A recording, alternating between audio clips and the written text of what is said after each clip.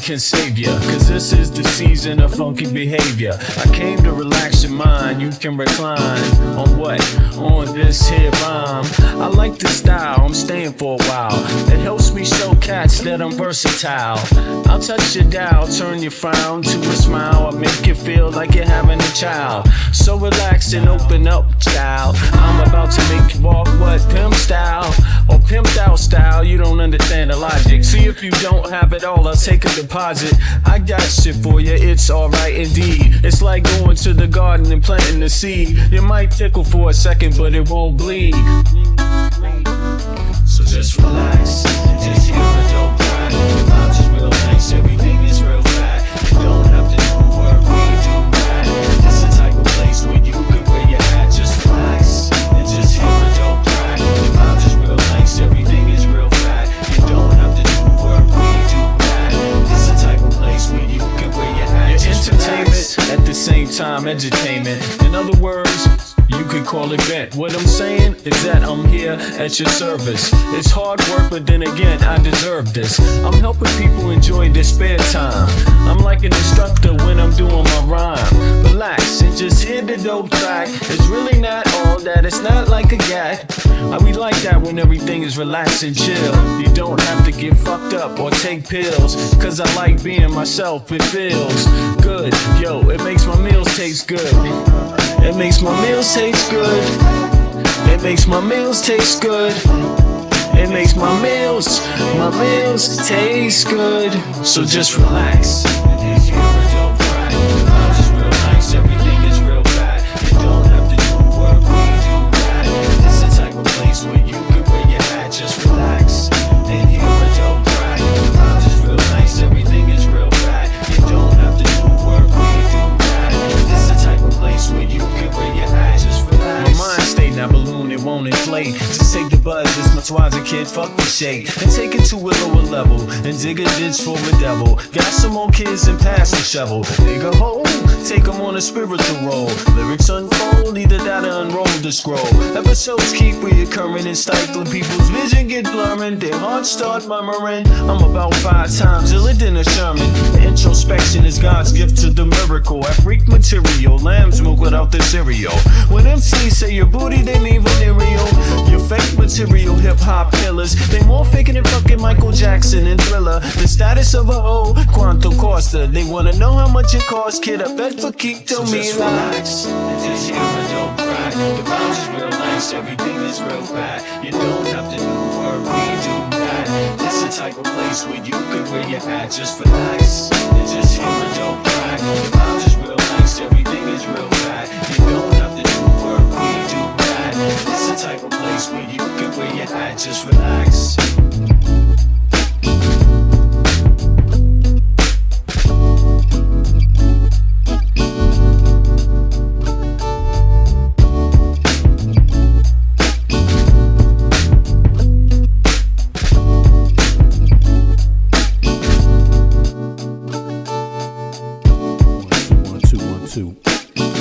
Check. Yes. And wow, it's the 19th already of December, Friday, 8:17 Central European Time. It's the morning over here, 2:17 Eastern Standard Time, USA. That would make it 11:18 Pacific Time, right? Something like that. Hope everybody's doing well today. As you see, today is the Epstein file release. In case you don't know, let me turn my light on. I just see it's not here. Today is the Epstein file release. And we really going to get the gist of what this government is really up to. That's the good part, because we learn things from how much they hide. It's that simple. It's them who got the power. They have the gavel. They have the whip. They have their agenda on play. They got the Supreme Court on lock. That's why a lot of the shit that Biden wanted, got through Congress, got rejected by the Supreme Court. The farmers thing didn't quite make it. You know what I'm saying? A few other things. The student debt relief didn't make it. No. They called that unfair in the most wealthiest country on earth. They told the taxpayers that was unfair. Even though you pay my salary, student, That's unfair what you're asking me to do for you, even though, the reality is that you're in a ball and a chain the rest of your life. And was that intended? Is that supposed to be intended? I don't know.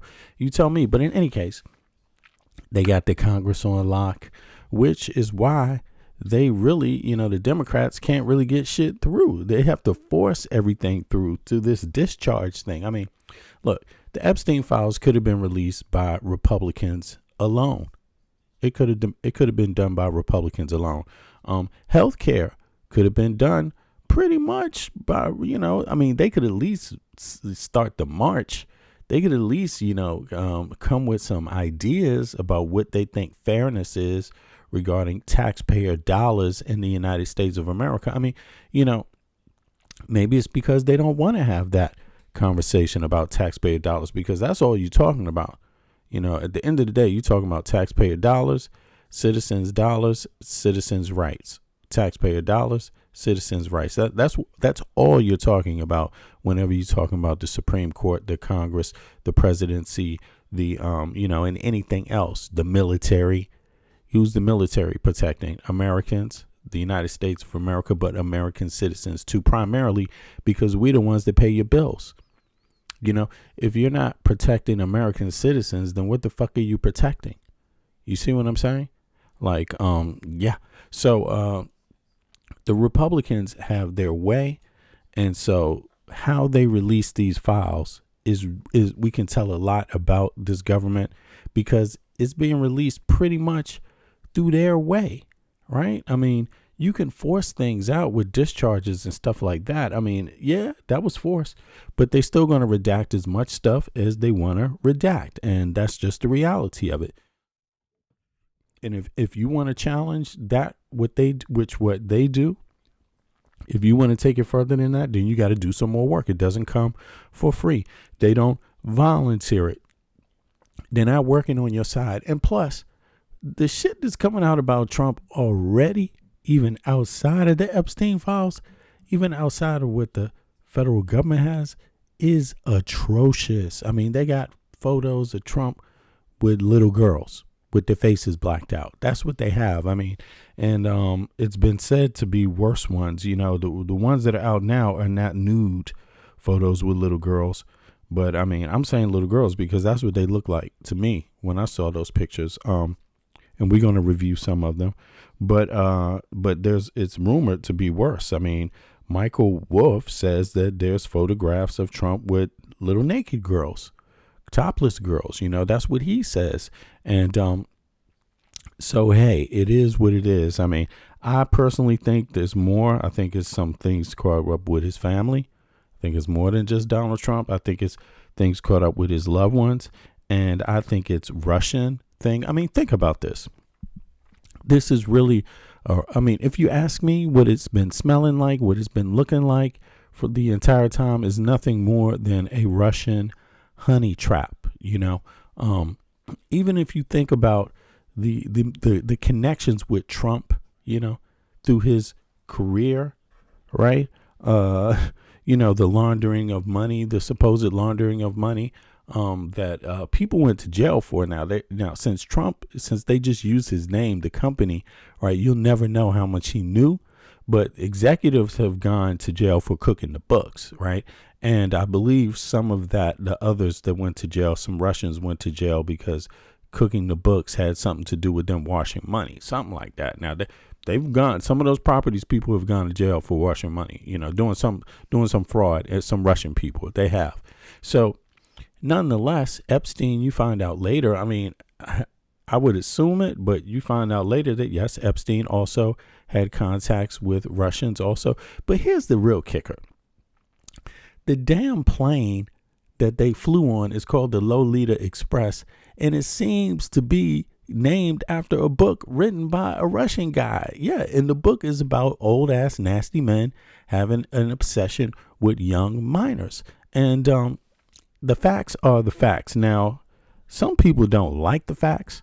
Some people, hate facts. And that's the MAGA world. They hate facts, They like to live in fantasy, and they like to live in an alternative universe, you could say. They're not living in a world where they're forced to deal with the facts. They're living in the world to go to where they go to conjecture, or they always pivot away from just discussing only what the facts are, right? Only what the facts are. So, having said that, yeah, we're going to get into a little bit about Trump if people don't mind. But also, the main thing we're here for today is the deal with the shooter. Now, I want everybody If that you're a comes producer through who here hates today, AI, right? this plugin. I want you to tell me, do you think this was a anti-woke crime? The shooting at Brown University, the shooting at MIT. They're saying now that it is connected, or they suspect that it's connected. Edward, what's up, Edward? Yo, good to see you. Bits, and you out there, Bits too. What's up? Yo, they're saying now that they could be connected, that they are connected. And but let me know what you think. Do you think there's a poll up on the screen? And so you just let me know as you come into the chat. Please let me know what your decision is. You know, whether you think it was an anti-woke hate crime or not, or if you're not sure, right?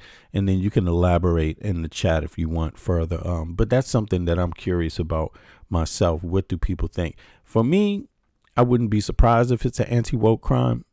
Yeah, because after all, you know, having brains, people from different countries, American citizens mixing up with people from other countries, mixing up with people from, you know, all different backgrounds. That is something the MAGA people hate, and Trump hates. And so, you know, that would be a target. Yeah, pretty much that would be a target, I would think, you know. But then again, who knows? I mean, they're still finding that out. He doesn't seem to have a written manifesto yet that they found, or some Facebook sites. But let me see here. Edward says, I haven't heard about the shooting yet, so fill me in. Oh, Edward, this is a doozy. The Brown University shooting. I don't know if you know, Brown University is an Ivy League college in Connecticut. Is it in Connecticut? No, it's in Rhode Island. I'm sorry.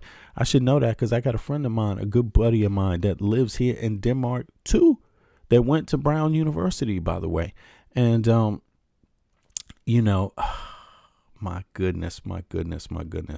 So a lot of smart kids, they go to Brown, by the way. But there was a shooting there, and a gunman just went there, and it turns out they're saying that the guy was a student at one point at Brown, right? So I'm curious about what this is about. The man is dead. The man apparently killed himself, right? So they're saying that he's connected also possibly to the MIT shooting. I don't know how. I haven't heard all the news. That's why I'm about to review it now in real time and give my reaction. But I've heard bits and snippets, you know what I mean? But as you know, bits and snippets are not enough. I want to hear all of it. So let's start off here with when they first caught wind of who the guy was, and then take it from there, because this last 24-hour cycle, a lot of information has been revealed. Some of it is kind of expected, given the fact that it's hard to get away with shit these days. There's cameras everywhere. If you bring your cell phone, you're even more dumb. If you buy things and, you know, purchase things with a credit card, then you're even more stupid. I mean, what are you looking for, you know, when you do this stuff? But then again, people that resort to these means don't necessarily have clear thinking. I mean, we know the pipe bomber in D.C., what was he thinking? You know what I'm saying? Just think about you go through all this skill and carefulness and all of this shit, which is very suspicious, by the way. I mean, you go through all of this detailed shit in a lab type place to make a pipe bomb, only to do what? Commit the rest of the crime like a goddamn idiot. You know, yeah, I'm going to drive my car down to the scene so everybody know who I am. I'm going to take my cell phone too. Wow. You know, it's like the fact that this guy didn't get caught. I'm very curious about that. But in any case, back to the shooting. Oh, what did Bit say? I'm here. So, okay. Yeah. But, this shit is like ridiculous. This is ridiculous. So let's just start off where we at, and then, and take it from there. There's going to be more updates as we go on. So let's start here and see what it looks like. Can I pull this up? Let me see. Where is it at? Right about here. Can you all see this? Boom. Yeah. Okay. Let me turn the audio up now.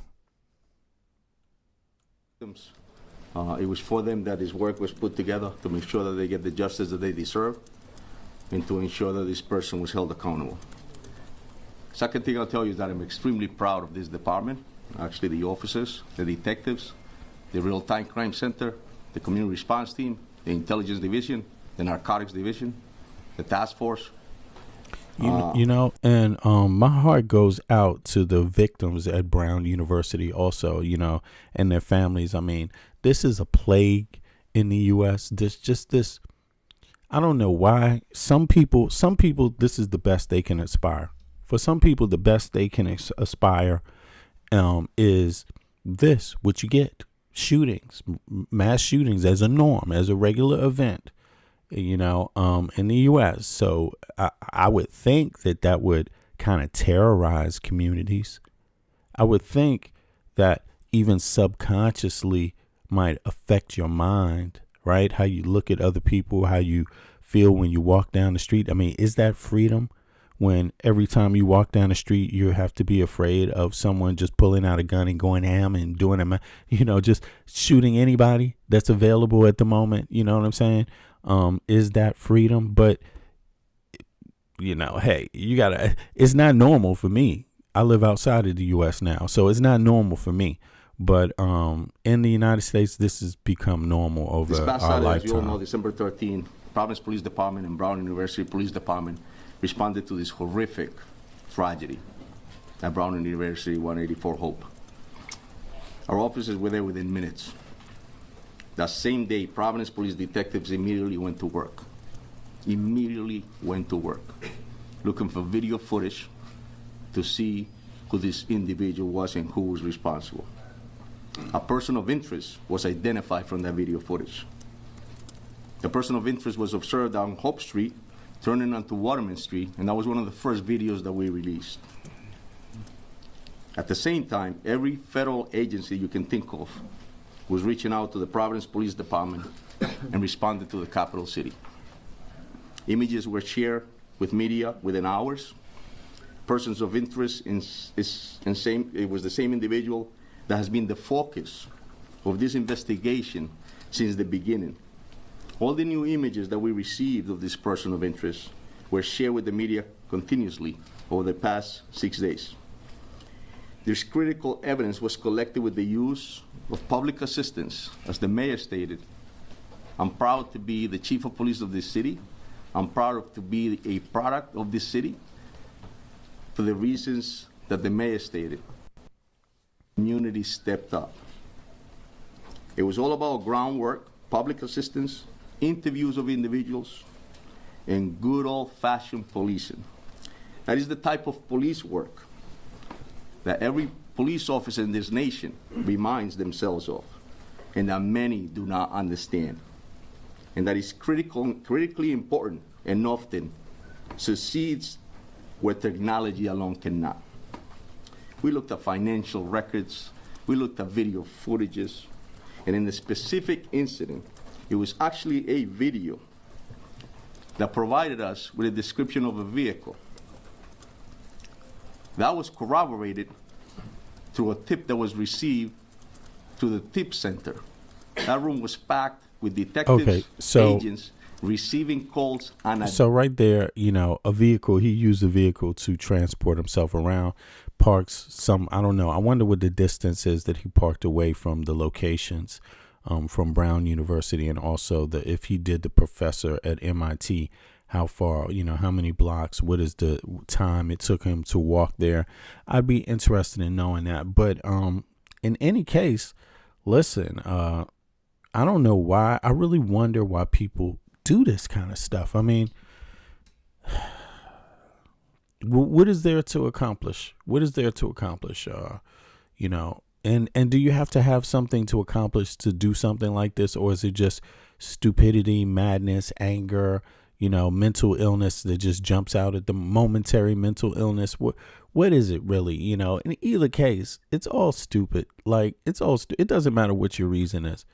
It doesn't matter if you are white supremacist. It doesn't matter if you're anti-woker, right? Because the anti-wokers ain't always white. You see that one, the pipe bomb dude on Jan 6 was a black dude. You see what I mean? Look at Cash Patel. I mean, is Cash Patel a white supremacist or is he an anti-woker? I don't know. You know what I'm saying? I don't know. It's hard to tell because Cash Patel hasn't really, made it seem like he has a problem with with the Christian with the Christian right wing white supremacist thing. You don't hear him. He just talks about the the woke people and shit all the time, that left. So I don't even know his views. That would be the first thing somebody should ask him. Like, how does he feel about white supremacy? But in any case, let's hear some more. Daily basis. We started early and left late. Then Flock, the LPR, was able to provide us with this description of this vehicle. That vehicle was picked up by Flock, which led us to a car rental place in Massachusetts. So he went and he rented a car with his ID. He rented a car. It doesn't matter if it's connected to him, his name on it, using anybody's ID. It doesn't matter if it's his license or if it's his credit card or if it's somebody else's credit card and his license. It doesn't matter. It's like if he put his name down anywhere in that thing, in that process, he just essentially said, I don't want to get away, basically. Through that, unbeknownst to him, I'm thinking. Agents in their work as well were able or maybe they don't care if they don't get away. Is that it? Get us footage of this individual, as well as a copy of the agreement, which provided his real name. The video of that subject matched the description of that person of interest that this police department was desperate to put handcuffs on. That individual was identified as Claudio Neves Valenti, date of birth, and he was a 48-year-old man. Now you hear that? So right, the guy is allegedly a Portuguese citizen. He's a Portuguese citizen. This particular guy, and he's 48 years old. Yo, man, I'm sorry, but what the fuck kind of loser? He's 48 years old. He's just does he have kids? Does he have any loved ones? Like, he's just going to throw his life away like that? Like, damn, son, things must be going pretty bad. He was a Brown student. He went there at some time to Brown University. I mean, that's really interesting because that's an Ivy League school. So the guy, he had to have some kind of smarts in some kind of way, right? But it just doesn't seem to match up. He was a Portuguese national, and his last known address was in Miami, Florida. So what was his beef? His last address was Miami, Florida. So what's the guy's beef? What is his beef? What do y'all think his beef is? And I will tell you that he took his own life tonight. I mean, he might have, Cap said, or he might have rich parents, but Brown is known for taking in people. They're known for being woke. They take in people from lower class families, middle class families, and the ones that are wealthy. They mix it up in Brown. Like, seriously, Brown has been institutionally known for that. You see what I mean? And that's why I was thinking, like, is this an anti-woke attack or something? Like, what is it? What did the guy get pissed off because a black guy, or a black woman, better yet, got better scores than him on a paper? I mean, who knows what the fuck this is about? But it's going to be interesting to see what the motive is. We have members of the Providence Police Department up in Salem, New Hampshire, and we also have the BCI unit. Yeah, you could be right. Compulsive bits, grievance collector. Yeah, it could be. Well, it doesn't have to be the brightest political, expression. But some of these dudes, look, it's so sad, but the manosphere is fucking political. These motherfuckers out here today, excuse my language, they hating women has become a form of politics, like, for real. Like, seriously, this is the day we living in right now. The mere fact that you could galvanize, you could get all of this attention from people that just think women shouldn't have a place, should be in the house pumping out babies. Like that's MAGA. That's political. It's crazy. It's like going back to the Stone Ages, but that's a form of politics. But let's see. We're going to see. Obviously, the FBI and their evidence recovery unit is up there. So the process is being conducted as we speak. And it goes Do me a favor. Click the like button, y'all. Thanks. without saying that I would like to personally thank the efforts again of the Providence Police Department, the Rhode Island State Police, the Rhode Island Attorney General, the FBI, the ATF, Okay, so HSI. Yeah. So they going through all the people that helped out. That's okay. I get that. But let's get to the the gist. It's U.S. coming Marshals, soon. IRS, Let's get to the gist. Come on. It's, I would just. There's a lot of information coming, so hang tight, y'all. There's a lot of updates with this. It's maybe like, it's going to be about 12 different updates, separate updates on this one story with different pieces of information. So Describe the emotions on the investigative team, including our prosecutors and the agents, detectives from both state police, Providence, is mixed. There is a sense of completeness in terms of the investigation, an investigation that's, if not the hardest, among the handful of hardest investigations that I've ever been involved with.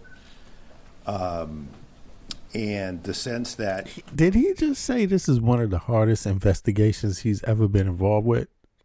Okay. That's interesting because this got wrapped up pretty fast.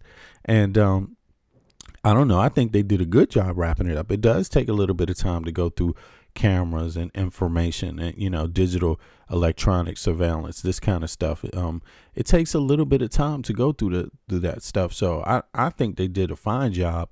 To be honest, I mean, the idea is that you find out who it is and you capture them, or you get close to capturing them. You hunt them down. That's the idea. So it didn't take long. Shit, there's plenty of crimes that's been way more complicated than this, We owed those 2 dead Brown students and the 9 injured Brown students and the students who were in that auditorium that weren't injured, and the Brown community and the Providence community results.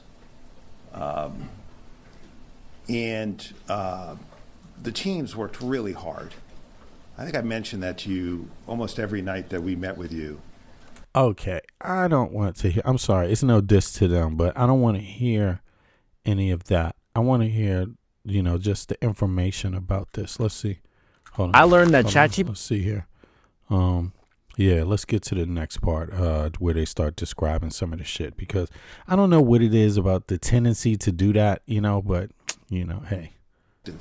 From the agencies that work so well is quite a Here we go. As has been said several times, the partnership with the FBI was invaluable, and so it's a pleasure to introduce Special Agent in Charge of FBI, Ted Dox. Thank you, Mayor, and good evening. My name is Ted Dox, Special Agent in Charge of FBI Boston. We got him. Shortly before 9 o'clock tonight, the FBI SWAT team executed court-authorized search warrants at a storage unit facility in Hampshire Road in Salem, New Hampshire. This is where we located Claudio Neves Valente, the individual who we believe was responsible for the Brown shooting. The latest developments in an intense 5-day manhunt, and is a result of an incredible amount of work dedicated by the law enforcement team standing here before you tonight. Every single agency brought their unique skills and expertise to this investigation, and we're motivated by the victims and survivors of this horrific incident. Even though the suspect was found dead tonight, our work is not done. There are many questions that need to be answered. There's a lot of evidence that needs to be processed, and most importantly, the victims and their families deserve special care and consideration. The FBI and our partners across Rhode Island, Massachusetts, and New Hampshire will continue to search for answers for the victims, survivors, and their families. To see what motivated this individual Hey, V. Pittman, good looking out. to carry out such a senseless Oh, click the like button, y'all, if you don't mind. Yeah, it's going to be a minute. So click the like button so we can get as many people in here as possible. act of violence. From the onset of this critical incident, Oh, I see you, Cap. it's been all hands on deck. The FBI deployed approximately 500 special agents, analysts, task force officers, and support personnel to assist our partners in this investigation. In addition to this extra manpower, all our specialty teams were activated, including Evidence Response Team, SWAT, Divert, and Victim Services Response Team, just to name a few. A special thanks to you. Okay, so anyway, let's go to the next one. There, when they get into this kind of thanking each other, it's okay. I understand it's something they have to do, but in any case, yeah, yo, Cap, I was at work the whole night too, to be honest with you. I just got off like an hour ago and I'm back in the crib. And you know something? But I've been watching snippets of this throughout the night because luckily I can kick back and watch a little news when I'm at work, watch some TV or whatever it is, do some research. But I haven't seen all of this, but there are some interesting facts coming up. And so this is more updated now. And this is, they're going to start talking about the MIT connection too. Obviously, people know that a professor at MIT was murdered the same day. They're suspected it's connected. So, all right, so let's hear a little bit more now. Salem, New Hampshire, in search of Claudio Neves Valente, a Portuguese national we believed shot and killed two Brown University students and an MIT professor in Brookline, Massachusetts. Exactly, Mike. Federal agents found Neves Valente dead from a self-inflicted gunshot wound. The United States Yo, long Halloween. Oh, you got insomnia. Okay, exactly. Attorney's Office. Yeah, we on the late stroll. I normally do the late stroll. Sorry to keep stopping the video. This is my little time slot, the late scroll. So the late time slot for people in the USA. So thank God for the folks in the USA that are up late. But it's a perfect time slot for people in the EU to catch the morning news too. It just happens to be. So appreciate you coming through. Office in Boston, Rhode Island, Connecticut, and New Hampshire have been working throughout the day to establish probable cause to charge Neves Valente. Earlier today, the U.S. Attorney's Office in Massachusetts filed a criminal complaint under seal detailing the chain of events over the past 6 days, including information that led us to today's search of the storage locker in New Hampshire. This is what we learned during this multi-jurisdictional investigation. So apparently the guy killed himself in the storage locker, right? I got to tell you right off the bat, I'm curious if there's some other people involved right off the bat. I'm curious if there's someone else involved. Like, obviously when a person kills themselves, that's pretty convenient because you would think like, okay, well, can't ask him no questions, right?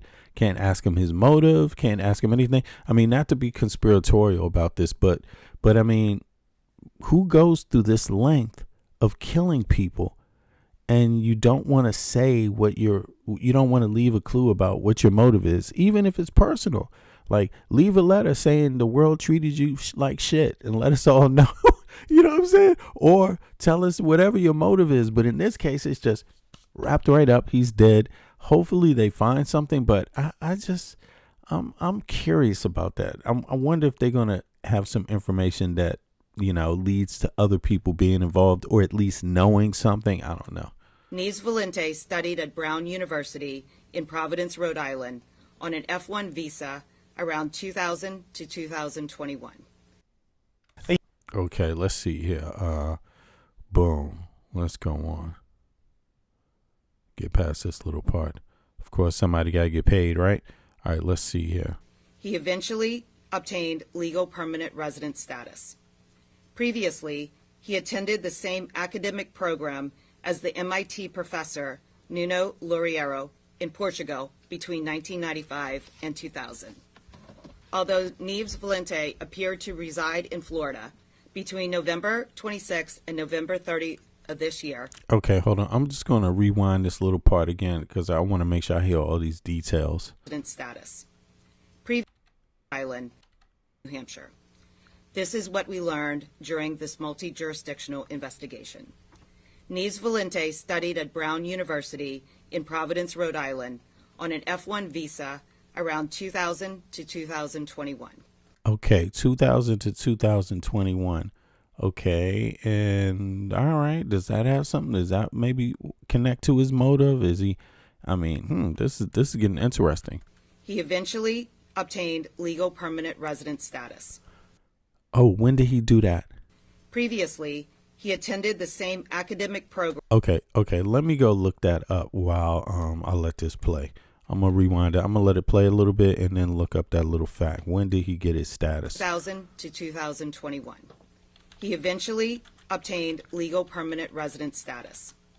Previously, he attended the same academic program as the MIT professor Nuno Loureiro in Portugal between 1995 and 2000. Although Neves Valente appeared to reside in Florida, between November 26 and November 30 of this year, he rented a hotel room in Boston. Okay, they're saying that he got his permanent residency status in 2017. So this is under Trump, right? Is that right? On December 1st, he rented a gray Nissan Sentra with Florida plates from a car rental agency in Boston. That same day, he drove to the vicinity of Brown University, where his car was observed intermittently between December 1st and December 12th. Okay, so let me just interrupt everybody. Yes, it was Trump. It was under the Trump administration in 2017 when the shooter, whatever his name is, Claudio, right? Valence something. Anyway, Claudio, right? I'll just keep it there. Claudio got his permanent resident status in 2017 when the shooter obtained his legal permanent resident status green card, okay? Claudio Neves Valente, the suspect in the Brown University and MIT shootings, was originally a Portuguese national. He obtained U.S. permanent resident status, a green card in 2017.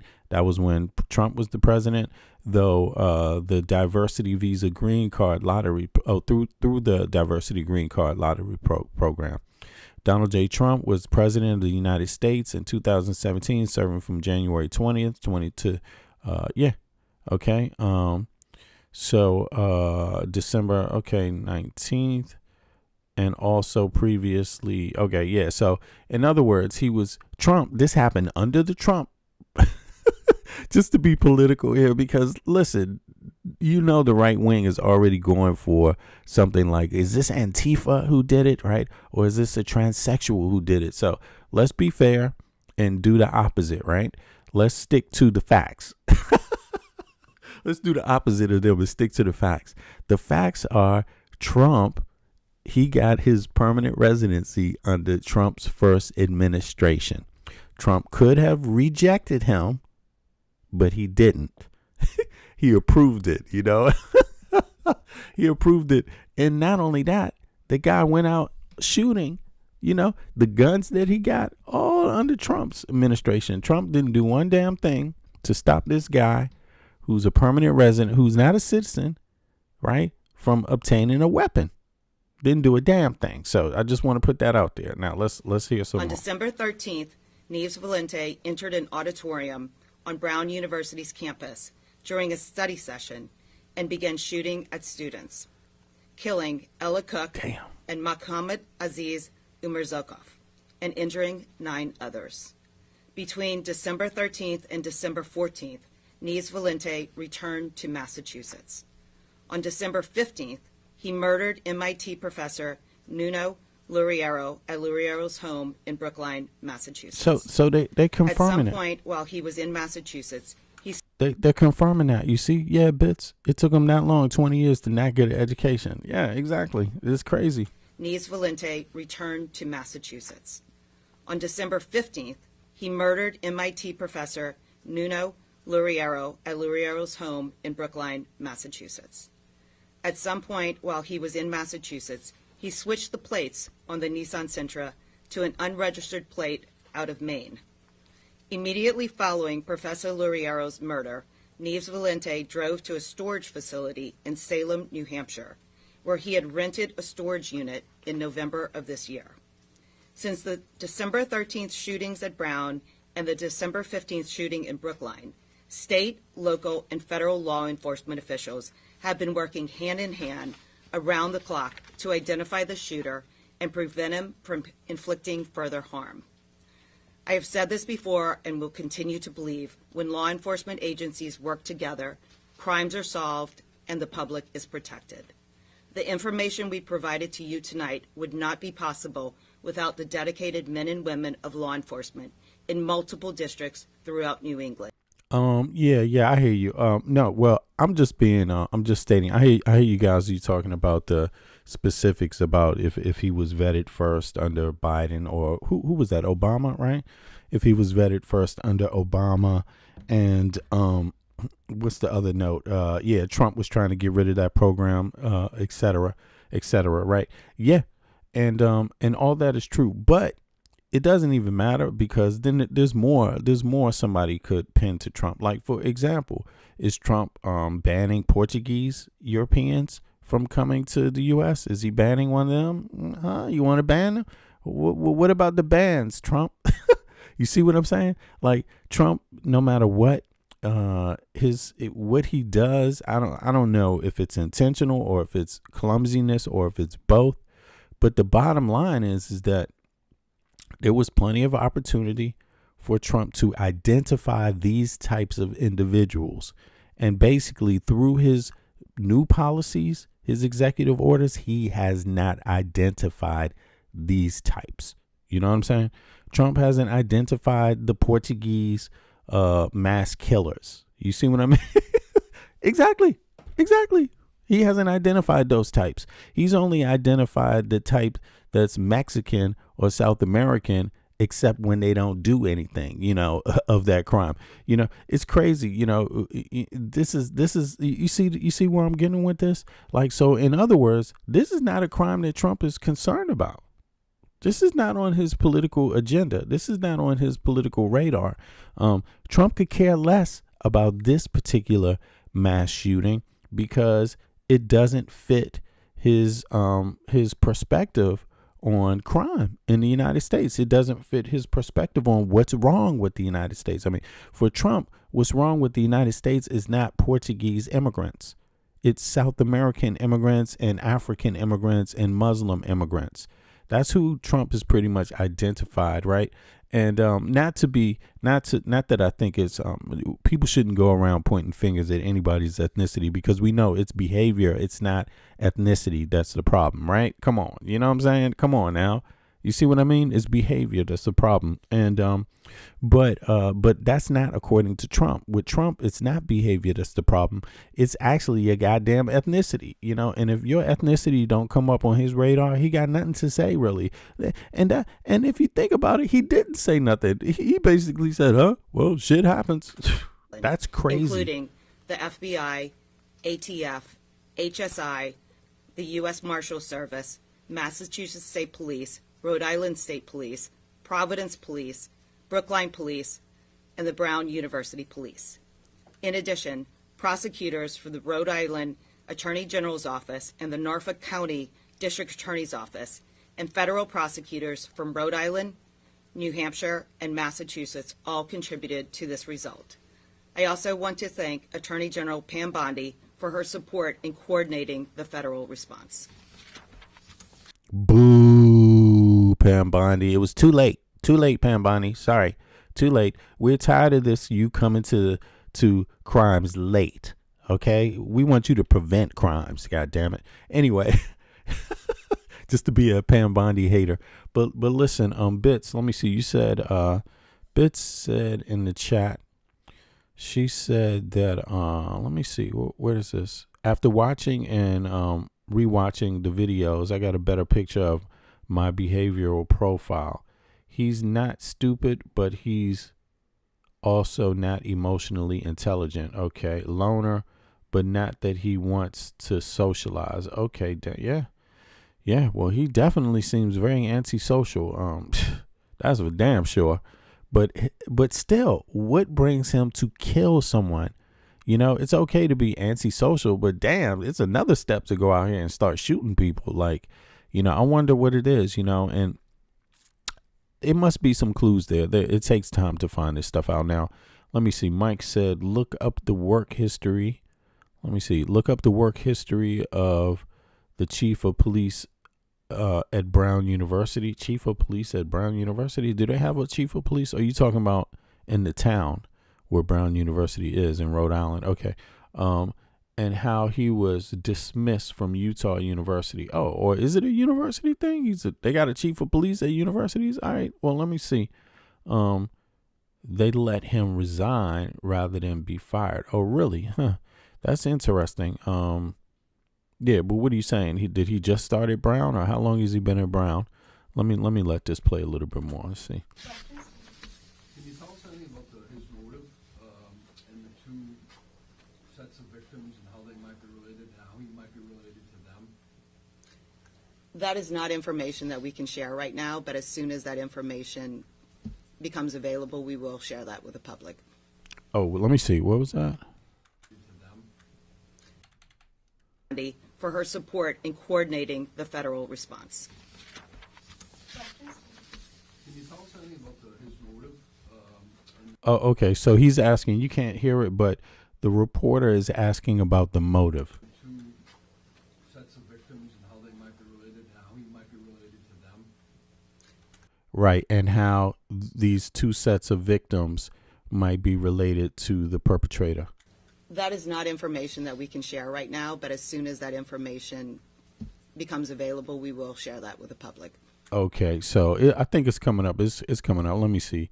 Johnny says, your entire life is just about hating someone, and that's a really bad way to live life. Most black people are still upset in Chicago with the way Biden let the place fall apart. Listen, I don't know most black people. I guess you do, Johnny. Are you black? I mean, because I don't know most black people myself, and I damn sure don't know most black people in Chicago because I don't live in Chicago. I live in Denmark. But I'm from Washington, D.C. That's another state. Border. I don't know nobody from. I know one person from.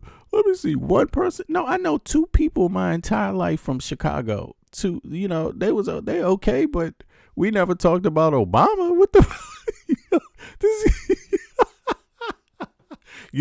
it's like some people think if you don't like the people that they like, then you don't like anybody. Wrong. There's people I love. You know what I'm saying? There's people I enjoy. For example, I like Biden. I like Kamala Harris. You see, my whole life is not all about hate. You see what I mean? Don't forget the side of the people, the type of people I like, man. just cause I think Pam Bondi is a loser, man. Hey, you know what I'm saying? You shouldn't take that too far, man. It doesn't have to be a black thing, my man. Okay, it could also be an individual thing. Are you able to say anything of what led you? You hear this dumbass shit? Yo, click the like button, please. I'm not gonna block this person up, but that's a dumbass statement if you ask me. I don't hate you, but that's a dumbass statement. Link the two crimes, perhaps initially. Can you repeat the question so we can hear you more? Yes, the question was how were we able to link him to the two crimes? So investigators identified the vehicle that he had rented in Boston and then drove to Rhode Island. And the vehicle was seen outside of Brown, and there was security footage that showed a person who resembled him. There was financial investigations that were going on in the background that linked him not only to that car, but also to the hotels that he had rented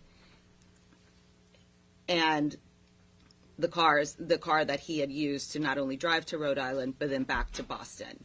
And then there was the security footage that captured him within a half mile of the professor's residence in Brookline. And there is a video footage of him entering an apartment building in the location of the professor's apartment. And then later that evening, he is seen about an hour later entering the storage unit wearing the same clothes that he had been seen wearing right after the murder. Yo, could this guy Could he have had personal relationships with all the people, something like that? Could it be that it was, like Bits said, targeted just people like this MIT professor? Did he used to work at Brown possibly? Or what's this guy's connection with him? Yeah, I'm just curious about that. Let me know what y'all think. That leaves you no doubt. This is the evidence Hold on. that he had been seen wearing right after the murder. You have an extensive video canvas as part of this investigation. That leaves you no doubt. This is the evidence we have right now. Do you see?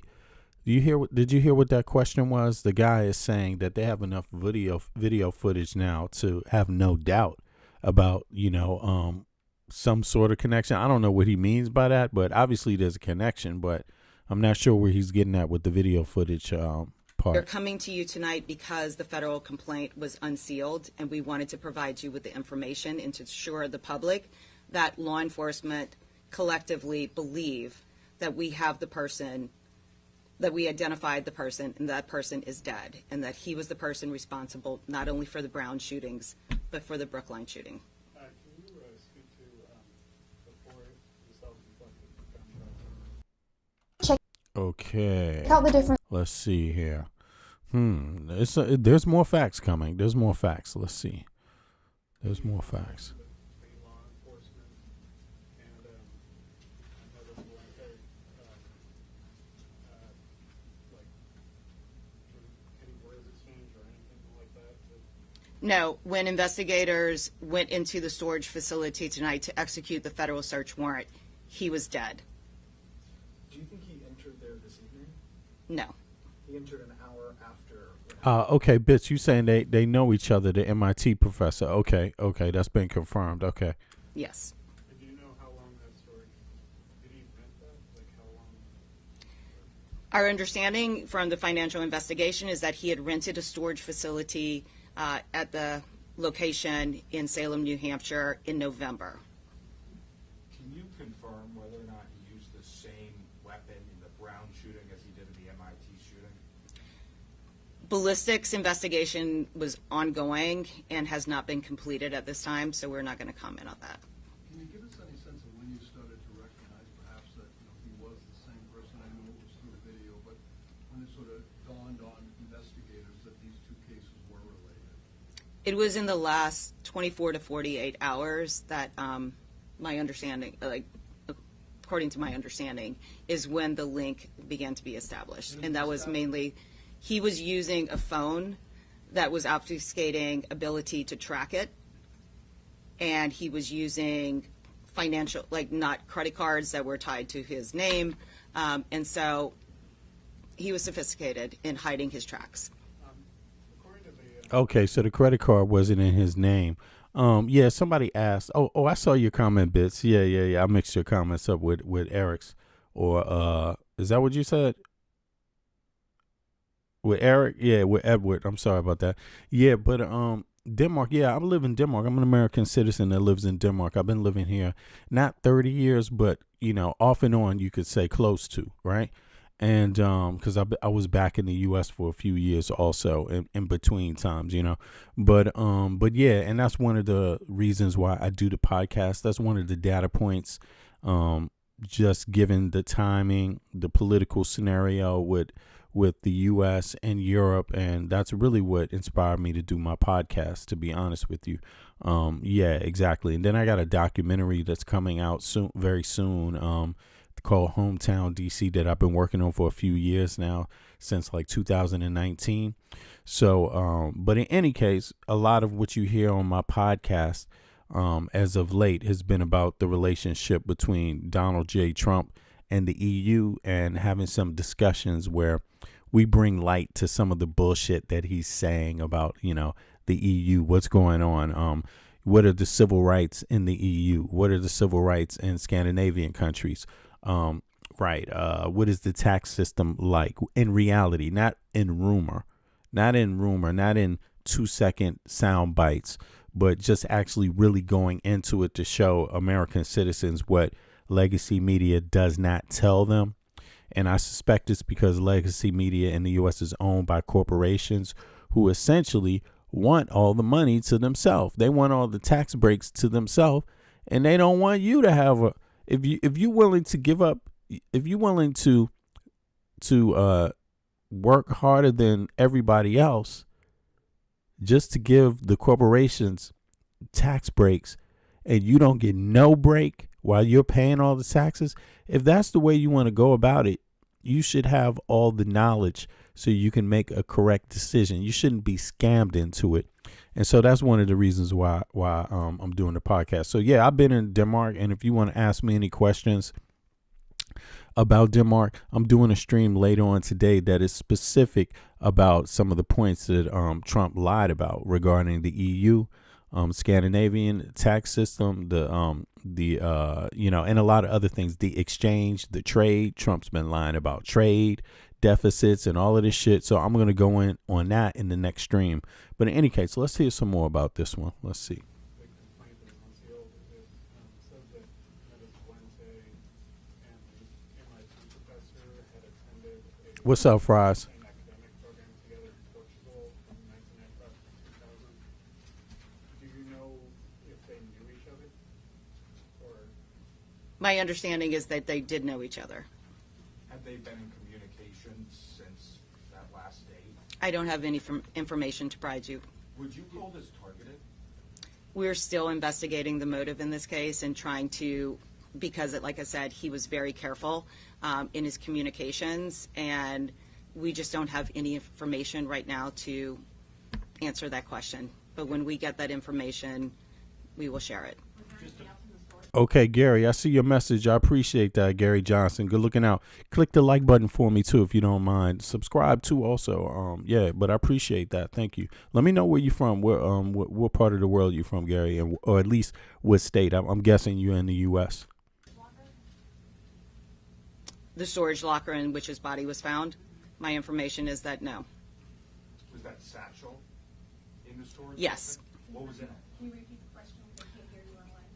So the question was there anything else in the storage unit aside from the defendant's body? And the answer is he was found in there with his satchel. There was nothing else found in there that I am aware of, but they're still in the process of searching that facility right now. Okay, so the guy was he living in that storage unit? Is that what it is? Yeah.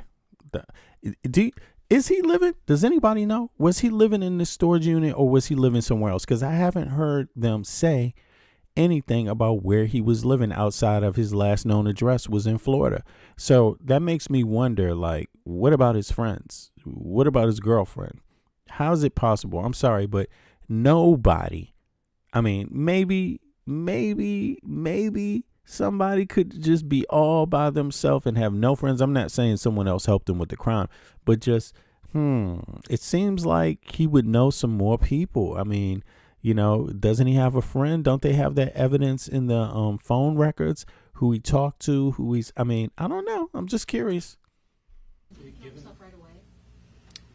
We don't have any information when he killed himself, but he was dead when investigators found his body. Can you tell us anything about his life? Like, I think you said the last known address was in Florida. Like, what he was doing? Was he working? Was he in the field of physics with kids? Right. They're asking questions about him. People want to know more about his life. Was he ever working anywhere? Because so far they haven't offered that information, although there's more videos coming. So hold tight. Let's see here. Because his identity was only become aware to us in the last 24 hours, I can't provide you with any of that information right now, but I'm sure once we have a full understanding of what he has been doing, where he has been, aside from the time when he entered into New England in November, we will provide that information. Okay, Friars and everybody else, this is what we're reviewing right here is the news from the last 24 hours. Right. So it's likely not to be any new news coming out right now at 3 a.m. in the U.S. But this is from this same day, the last 24 hours. Everything that they know, we're about to hear. So it could come in one of these next clips. Let's see. I mean, there could be more. did you know any of the victims We have no information that he knew any of the victims or anyone who was at that auditorium on the night that he went in and killed. Have you been able to find anything about when he did attend Brown, whether there were any issues, if he was there briefly, was he kicked out, you know? That information hasn't been provided to us yet. Given what you see on the video of the MIT professor's home, is there any doubt that he was the intended target of the killing? The information that I know, and again, the investigations are going to continue to be able to provide you with all the answers that you are asking, is that there was no doubt that he was the intended target. Okay, so they got some the people up the media or the journalists there are asking some good questions. Yo, Gary, you moving to Japan? I see. Okay, you in Orlando, Florida, getting ready to move to Japan. Too much of it. Let me see. It just moved. Too much BS. Yeah, here in the U.S. I'm saddened by the disconnect here in the States. Yeah, man. I mean, living abroad, it kind of it takes time to adjust. Not that the hosts are bad or that the hosts have anything to do with the adjusting. It's just life. When you leave the U.S., you're leaving the United States of America. You're leaving your own incubator, and so you are something already. And when we go into other societies, I know myself, I've had to adjust because, life in the U.S. is so goddamn real in a bad way, so real in a bad way that it's hard for us. I will say this one thing and then move on with these videos. It's hard for us to let down our guard a lot. It was hard for me coming from Washington, D.C. I'm used to watching my back and taking every move somebody makes serious. You see what I mean? And that's not always the right way to go about things, because a lot of people in the world, they just don't have anything on their mind like you might think they have on their mind, So it's not always, you can't, sometimes you gotta let some of those things go, man. And I found that letting some of those things go has saved me a lot of time, saved me a lot of agony, and opened up a world of a lot of happiness and joy and purpose. You see what I mean? So I understand you 100%, man. Listen. The world is yours, and you first owe yourself your own happiness. So wherever you find that, I think that's a worthwhile cause, because what good can you be to others if you're not happy? You see what I mean? If you're not at peace, I mean, why does life have to be a struggle? Why does it have to be always about going up against someone that doesn't like you? The United States is a lot like that. Even the politics, going up against people that just don't like you for no other fucking reason besides they just don't like you. And so they just not going to let you be happy. It's like, God damn, really? It's really like that? And then only 50% at best of your tax dollars even goes to anything that benefits you or your fucking family or your community. Miss me with all that. Nobody else is living like that around the world. Nobody. So, yeah. But you can't convince every American that they can do something about that if they want to. You can't convince them. Some of them don't believe you can nothing. Some Americans think that shit is just normal and it will just always be like that. I'm like, damn, you really like hard work, don't you? That is information In any that case. is still being. The investigators are still on the scene right now conducting that investigation, and we haven't received information as to what was in the satchel. Was there any suicide note? No information right now. How about in terms of the charges themselves? I mean, there was the crime in Rhode Island and also the 1 year. How does that sort of get sorted out? How does he get charged, et cetera? So there are state crimes, including the murders, and then there are the federal crimes, which is one that we brought tonight. The jurisdictions are working together, and we have been sharing information together and encouraging everyone to share information that could result in solving the crimes that were committed in their jurisdictions.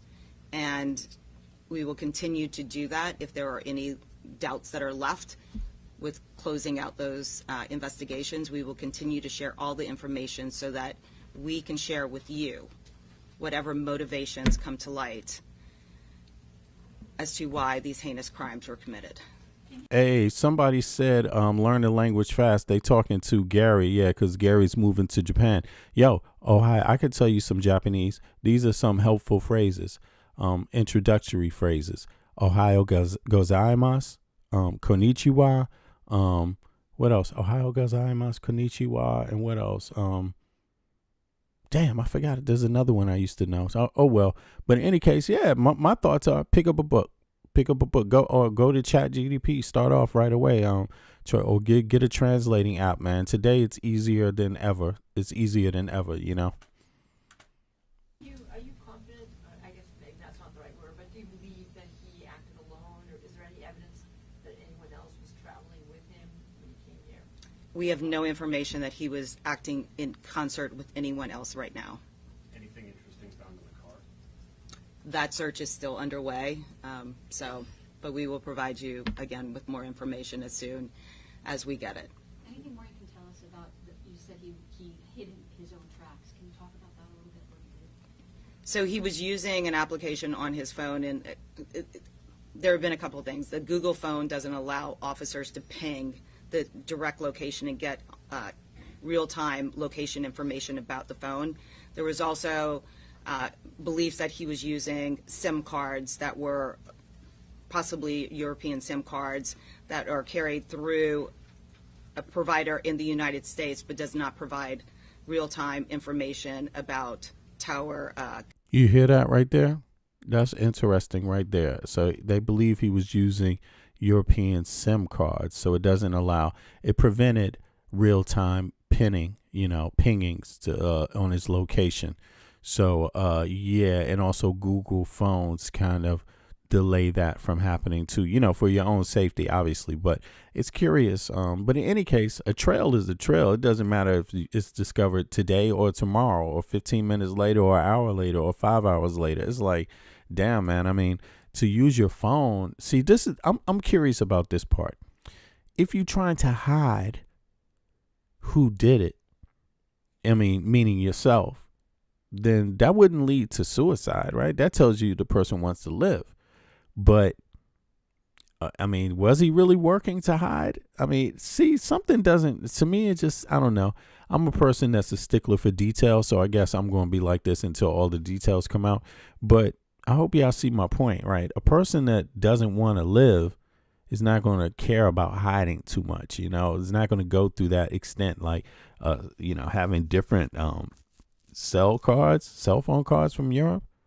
I mean, you have to switch that in a phone back and forth. So that tells me he had a plan to live, at least. Maybe the suicide was the last minute when he realized they caught his ass and he was like, fuck it, it's over. Maybe it's that kind. Location information about the phone. There was also beliefs that he was using SIM cards that were possibly European SIM cards that are carried through a provider in the United States but does not provide real-time information about tower connections. In the car? The vehicle, we have video of him renting the car at Enterprise here in Boston. Wow. So he, again, well, see, that's contradictory to this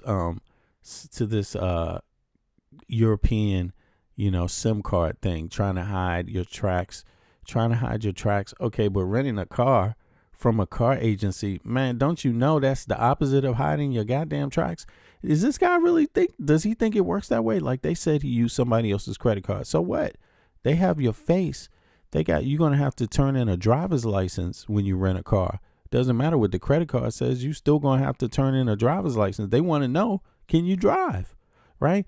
And so did he use a false ID for that too? But in any case, in that state, that's the first thing they're going to do is they're going to go through all the car rental things, and they're going to go through that day, the 2 days around that event, 2 and 3 days around that event, and especially that day, go through the camera footage to look to see if they have anyone that looks similar. I mean, you have to know they're going to do that.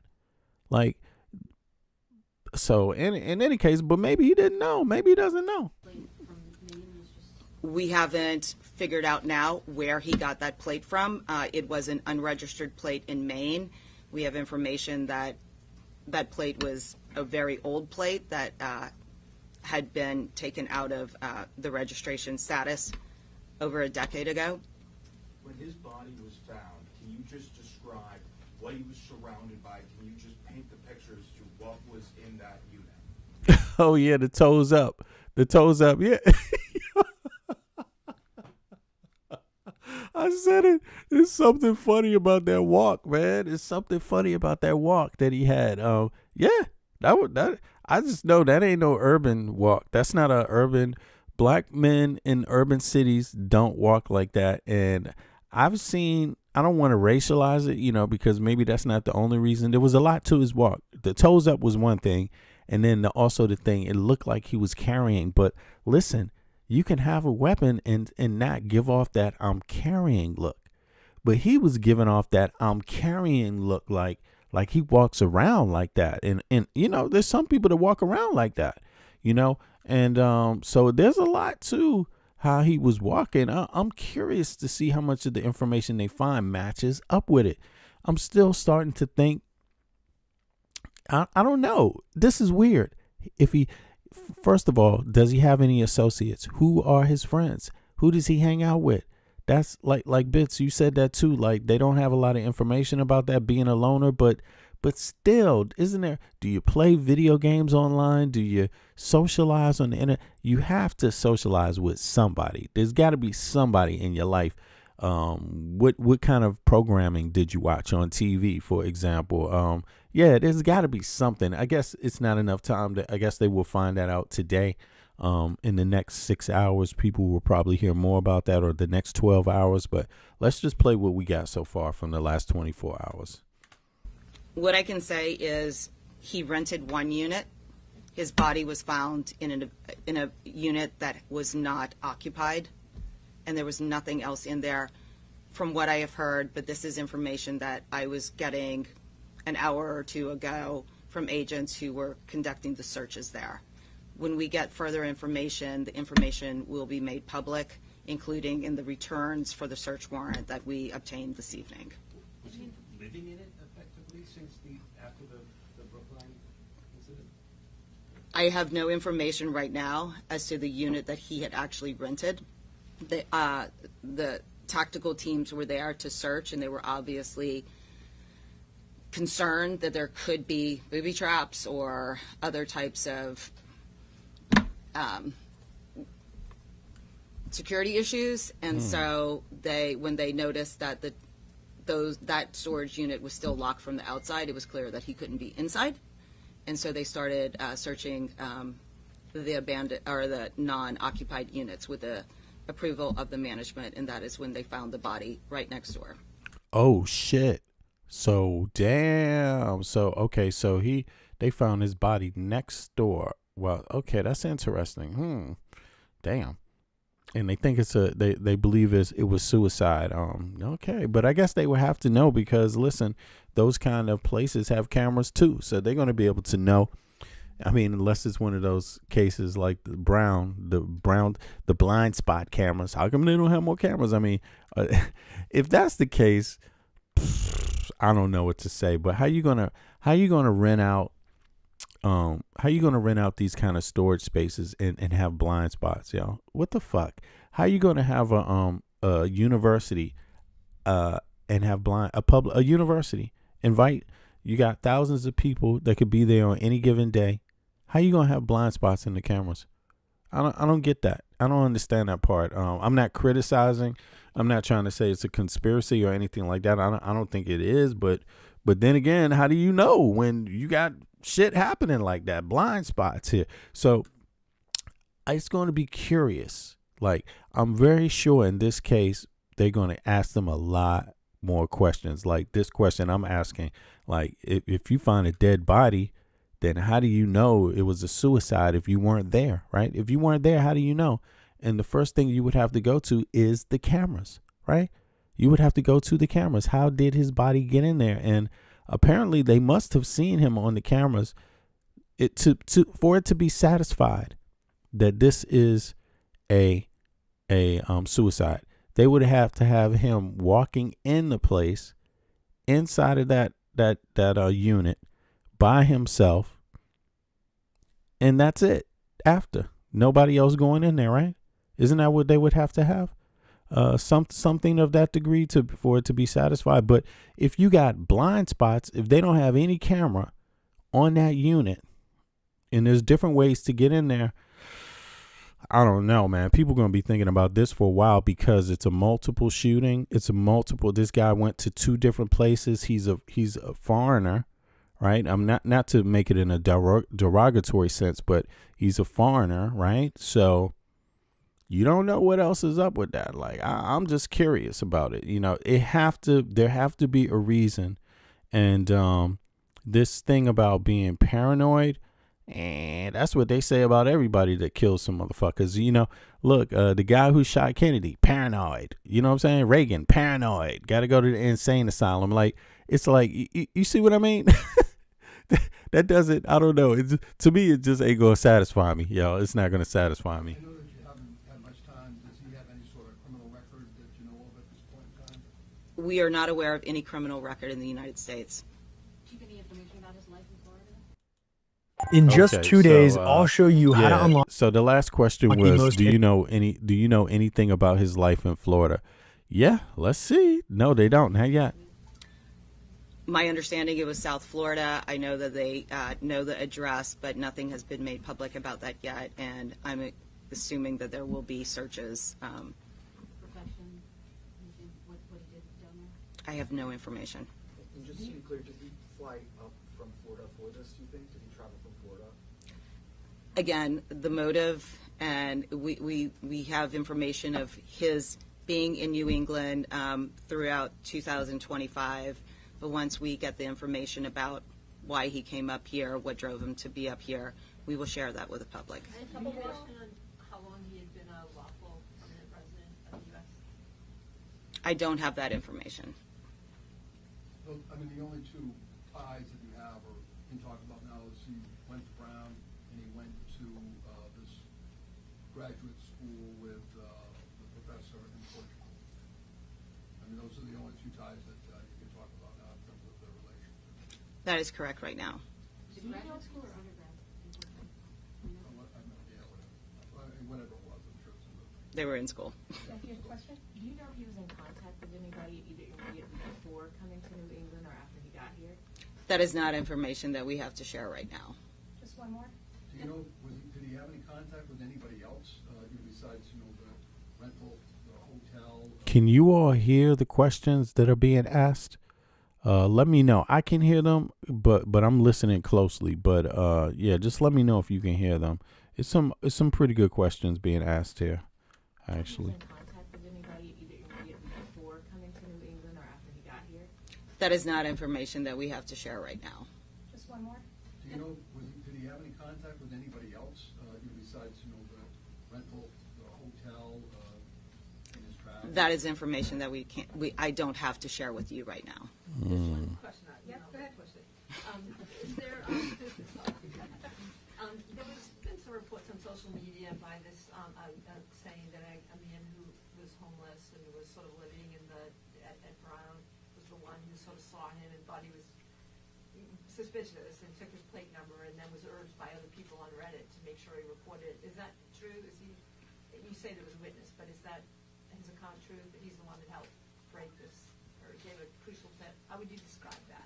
We did receive information from a witness who encountered him after the Brown shooting and gave information that was very helpful to the investigation and in identifying Neves Valente. You going to get the 50,000? We'll let you know. What did you say about him? The accounts that are on the record right now is what we can comment on, but we will provide again. Okay, so it sounds like they have a lot more information, but they can't put it all out there, obviously, at the moment, because there could be some other aspects that they want to resolve first. Like, is there someone else involved? Did someone else know about it? And obviously, you can't do that. It's not.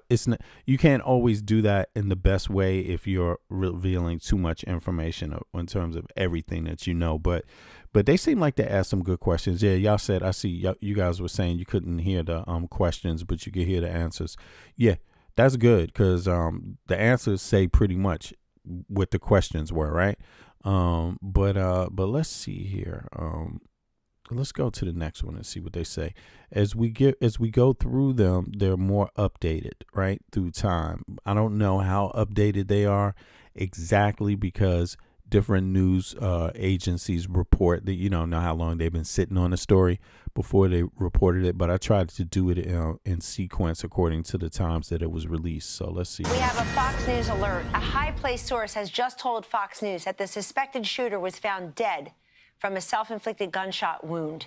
Let's bring back in Paul Mara. Paul, obviously a huge development just broke while you were explaining beautifully what your opinion. So we know that the suspected shooter went into the facility. And of course, this is Fox News. So yeah, this is Trump's first White House secretary, right? Isn't that crazy that she's up on Fox now? She's this is the only job she could get after being a White House press secretary for Trump's first term. Now she's on Fox News. I mean, what the fuck? Those brave law enforcement officers followed him in there. We didn't know until this moment what if he had even remained in there, gone in his unit, exited the building. But Paul, we're now told by a highly placed source that they have found the suspected shooter dead, apparently from a self-inflicted gunshot wound. What's your reaction? Well, first of all, not an uncommon occurrence in these sort of situations, but this is unfortunately not going to be the end, because now you got to do all the investigation, and one of the things you really want to make sure of is that he is the only person you have to worry about. In this day and age, because of encrypted comms and the way that you can set up your apps to be unretrievable by law enforcement, you don't get as fulsome a picture as you used to be able to get to a person's network. So now the work begins of ascertaining, did he act alone? Was he completely a lone wolf, or was he working with other people here? I know the supposition is that he was working alone, and you hope that's the case, but right now we don't entirely know. And, you don't have him to interrogate. You don't have him to maybe cut a plea deal with if he's going to a prosecution. So the long night is still going to be a long night. And Paul, we're also being told now that Paul, I wanted to add to the breaking news with another piece of breaking news. I'm being told by our team here at Fox News that the suspected shooter was found dead of a self-inflicted gunshot wound in his storage unit. So 5 minutes ago, when you and I started this conversation, we weren't even sure he was in there, that the law enforcement had breached. And of course, they bravely did, and they found him dead of a self-inflicted gunshot. Paul, I think that the folks are seeing you in Providence, Rhode Island. Your day started out talking about Brown University. Somehow we've ended up in Salem, New Hampshire. We're also talking about the professor at MIT. Can you knit all this together for us, please, Paul Morrow? Oof, I wish I could do that easily. I mean, I do know this. Providence Police Department was on the scene at the storage location. A mound of salt, exactly. So if, in fact, the storage location and that perpetrator is also linked to MIT, which is part of the reporting, then you have it all coming together. Whether or not those two incidents are linked, that is Brown and MIT, I think has yet to be explained. I've never heard that the ballistics match. The only thing that does seem to link them is the car. Now, the reporting is that the car might have had multiple license plates. That is, as part of his MO here, he switched the plates on the car, and that's why I talk about he seems to have been planning it. If that's the case, he was a lot less smart than he thought he was. And, I've made this point before on the air. A lot of these guys, they think they're very clever, but when you're coming up institutionally these days against the whole of law enforcement, all these agencies, all this institutional knowledge, it was a matter of time, and that's why I've been saying for the last couple of days, they're going to get him. I just hope they got the only one, because now that's the real question you want. It's crazy because, every once in a while, maybe Fox News makes a good point. I mean, I hate to say it, but I agree with that assessment. And it is dangerous in these days and times because of the dark web and these encrypted devices. You don't always know what is behind someone. I mean, and think about this. What if there was just someone encouraging that he was in contact with that said all the wrong things. You know what I mean? Like encouraged him to do something, helped him figure out the crime. In other words, how to do it, with the idea in the mind, knowing that this guy doesn't really know much. And by the way, if he gets caught, well, then he's caught and he will have no evidence of anything, any connection to me per se, right? Or the other person that he's communicating with. I just wonder sometimes, like, people got to be careful when looking at this in this day and time. Look, the bomber, I'm not trying to say that these are conspiracies, but if they were conspiracies, right, these are some of the things I would want to rule out, right? Now, but just think about this. The bomber and and I'm only bringing this up because those are both mass events, right? If the pipe bomber of Jan 6 got away with it, that would have been a mass event, right? And look, he got 2 locations too, ironically enough, the DNC and RNC, right? But this guy apparently didn't have a whole lot of experience, right? So what gets him through that whole point? I mean, I have a hard time believing that he walked himself through all of that shit alone. Like, I just really have a hard time believing that, because that requires a lot to do. A person, that's a lot of dedication to just walk yourself alone through the whole thing, making a bomb, knowing where to get the parts, just, your whole step by step, all your actions. I mean, I don't know. I don't think you can rule out anything today. I think it's up to the police and the FBI to research this matter, like, seriously. But until they're satisfied with a motive, right? But I don't know. It's just a concern to have. Sometimes people do play the patsy, in crimes. So, but then again, you got to wonder what's behind it, because I can understand there being a patsy in something like Jan 6 and a pipe bomb in Jan 6. The people that got injured are just everyday people, regular people. So what would it, who would invest so much time in this, outside of just one person who's losing their mind? I don't know. It's just, I'm going through this while watching it myself, y'all. So forgive me if I'm, That's right. In a mind like yours with experience. If I'm going through my thoughts live, right? It's like yours, Paul Morrow, you would be thinking exactly that way. Stay with us, please. Hey, Sean Hannity here. All right. So, right. We going backwards too. Let's see here. If you're tired of failing prop firm challenges, or you just don't want the risk of blowing another one, somebody said, we've built a system that actually runs. Yeah, okay. Well, good for you, man. You're right. It is. It was because of the information provided to us by neighbors and the tireless work of our Providence Police Department, the Rhode Island. Oh, Gary, what's up? I appreciate that, man. Gary said you appreciate it. Thank you, sir. Good night, my brother. And in Japanese, Tomodachi, friend. Yeah, okay, you've been studying. Okay. Happy holidays, everyone. And remember to treat people better than they treat you. Facts. Yo, facts. It pays off. Even if someone doesn't even realize why you're treating them so decent, still it's a good idea to do it, because it can have an effect on how people perceive yourself, but also others. That's the world we live in. So good advice, Gary. I appreciate you, man. State Police, the FBI, the ATF, and many other federal partners. The incredible prosecutorial advice and guidance that we received from the Attorney General's office. We all worked well together to be able to identify this suspect. I know we will have a lot of questions still, and we will continue to work to get those answers.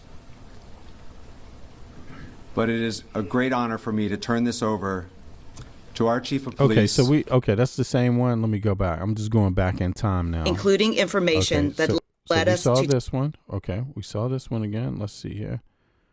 Some more in been here. Complete. Okay, daggone. How many different... So everybody covered this. Did at this time, so we're not going to... Okay, so we saw that one. Now let's see here. Oh, no. This isn't right. Not this one. We don't want this one. Let's see here. Boom, boom, boom. Here we go. Now let's see this. This is them surrounding the building, right? They have finally identified a suspect and the horrific Brown University shooting that left 2 students dead, 9 injured, but he's still on the loose. Now we're seeing action. Okay, so this was backwards, you could see. So they found him, he's on the loose, right? Okay, blah, blah, blah. Now he's dead. They found him in a storage container, right? And they presumed that he offed himself. That's going to be interesting to find out. Okay, so that was pretty much it. Is there some information about MIT, the MIT connection? They haven't released information about why they know it's linked. But let me play this one real quick. There's 2. Welcome back here on Live Now from Fox, and I do want to get you right back into the headlines here. Police are remaining fairly tight-lipped after an MIT professor was gunned down at home earlier in the week. Nuno Loureiro, a physicist and fusion scientist, killed Monday night at his apartment in Brookline, Massachusetts, outside of Boston. As the investigation continues into his death, there are a lot of questions. So I do want to bring in Sam Mintz, editor at Brookline.News. Thank you so much for taking the time to be here with us today. Thanks for having me. Of course. And first off, I do want to start here at the beginning. Can you break down for me what we know so far about this MIT professor who was killed? Yeah, we don't know much. Police, like you said, police are being very tight-lipped. They're not giving out any details of the investigation. They say that's to preserve the integrity of the investigation. So this community here in Brookline is a bit shaken, is trying to understand what's going on. And can you tell me a little bit about Brookline? I know that it is near Boston. Kind of break down what the community is like and let people know out there who maybe aren't familiar. Sure, yeah. Brookline is a town of about 63,000 people. It's immediately outside Boston, to the west of Boston, on its border. It's a relatively well-off town in the scheme of things here in the Boston area. And it's a town where crime is relatively rare, and this kind of violent crime is extremely rare. It's been, years since the last homicide, and maybe a decade or more since the last fatal shooting here in Brookline. So it sounds like this guy, from what police say, he and what's up to the people just joining? Do me a favor, click the like button if y'all don't mind. Now, apparently, this is what's happened. If I understand this correctly, he did the MIT professor first. Then he changed the plates on the car. Then he drove to Brown, shot up a bunch of people, and then he fled Brown and went to the storage place, right, where he offed himself. Essentially, that's what they're saying, what the police have offered so far regarding this guy. And you could see that's not a big geographical space, from Rhode Island to Boston, right? This is a small area that he's roaming around in. I don't even know if he went to wait a second. What did they say? Let me go back to here. They said that he went to, let me see, how many places did he, right, here we go. How many locations did the suspect travel to? Just to make sure I got this right. It appears to be 3. I think they're all in, no, they're not all in Rhode Island. One of them is outside of Rhode Island, right? So let me just see here what they pull up. Known places, Boston, Massachusetts. No, that's right. It's Boston.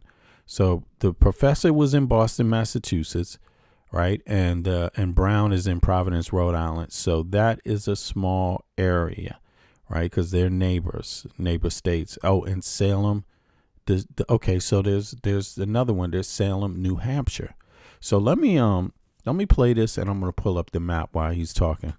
That's some of the characteristics that make it surprising that it happened here.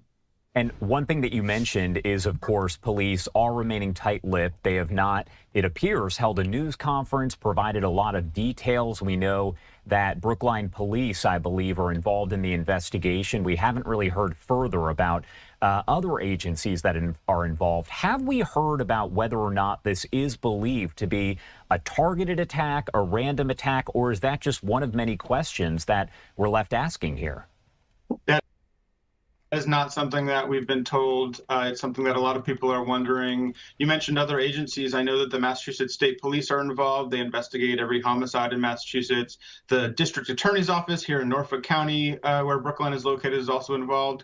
And one interesting note is that the FBI has said it's offered help but that so far the investigators looking into this have not taken up the FBI and their offer of help. So that's been reported in several news outlets, and it's something that adds an interesting dimension to this case. But yeah, no information yet given by investigators about whether this was targeted or random. And I think it does remain the big question for many people here in town who are wondering, what that means for their safety, for their neighborhood, whether there's anyone they should be looking out for. And unfortunately, we simply don't have answers to those questions right now. And it's interesting because, as you mentioned there, the FBI asking if any resources are needed. And as of right now, the fact that they are not involved in this is just adding kind of that layer of mystery, as you said. Has MIT responded to any of this? Have we received a statement from them or anything that kind of breaks down a little bit more about Mr. Loureiro? Yeah, MIT has responded, I think, with, shock and horror and, to remember the legacy of this professor, someone who, ran a large center, one of the largest research centers at MIT as its director, had a lot. All right, so I just want to stop this real quick so y'all can see the red dot that you're seeing on the screen. That is Brown University, right? And to the north of Brown is Massachusetts, right? Boston. So Boston is not far. You could see to the northeast is Boston right there, right? And then to the southwest is New Hampshire, right? So this is Hartford, for example, right? So he was traveling in a circle, I guess you could say. You could say you could do that. I don't know if that's a circle or a square type of, but this is a small circumference. It's not that big of an area. So just so people know, I don't know if y'all can see that. You can see New Hampshire's on the top. Boston is on the bottom. Oh, no, Hartford is in Connecticut. Damn, I'm confusing. I'm sorry. I'm sorry about that. I'm just noticing. No, Hartford is up here. New Hampshire is in the top, is in the north. Rhode Island is in the south. And Boston, Massachusetts is in the middle. So he was doing a straight line, you could say, from north to south. So he started in the center, went south to Brown, and then traveled all the way north to New Hampshire. Okay, that's it. So, yeah. All right, now let's hear some more. A lot of researchers and students working under him. It's, we've heard from a lot of his colleagues who say, this is someone who is highly respected, who trained students, who had love for his work, who, helps people, understand the work he was doing. He was working on nuclear fusion, really high profile and kind of weird and mysterious, and not in a sinister way, but just in an interesting way, field of science with really big implications for clean energy. He was 47, considered a rising star in his field, even though, that's not as young as you might think. But someone who here in Brookline made a big impact as well. He was a parent of 3 children, including in the public schools of Brookline.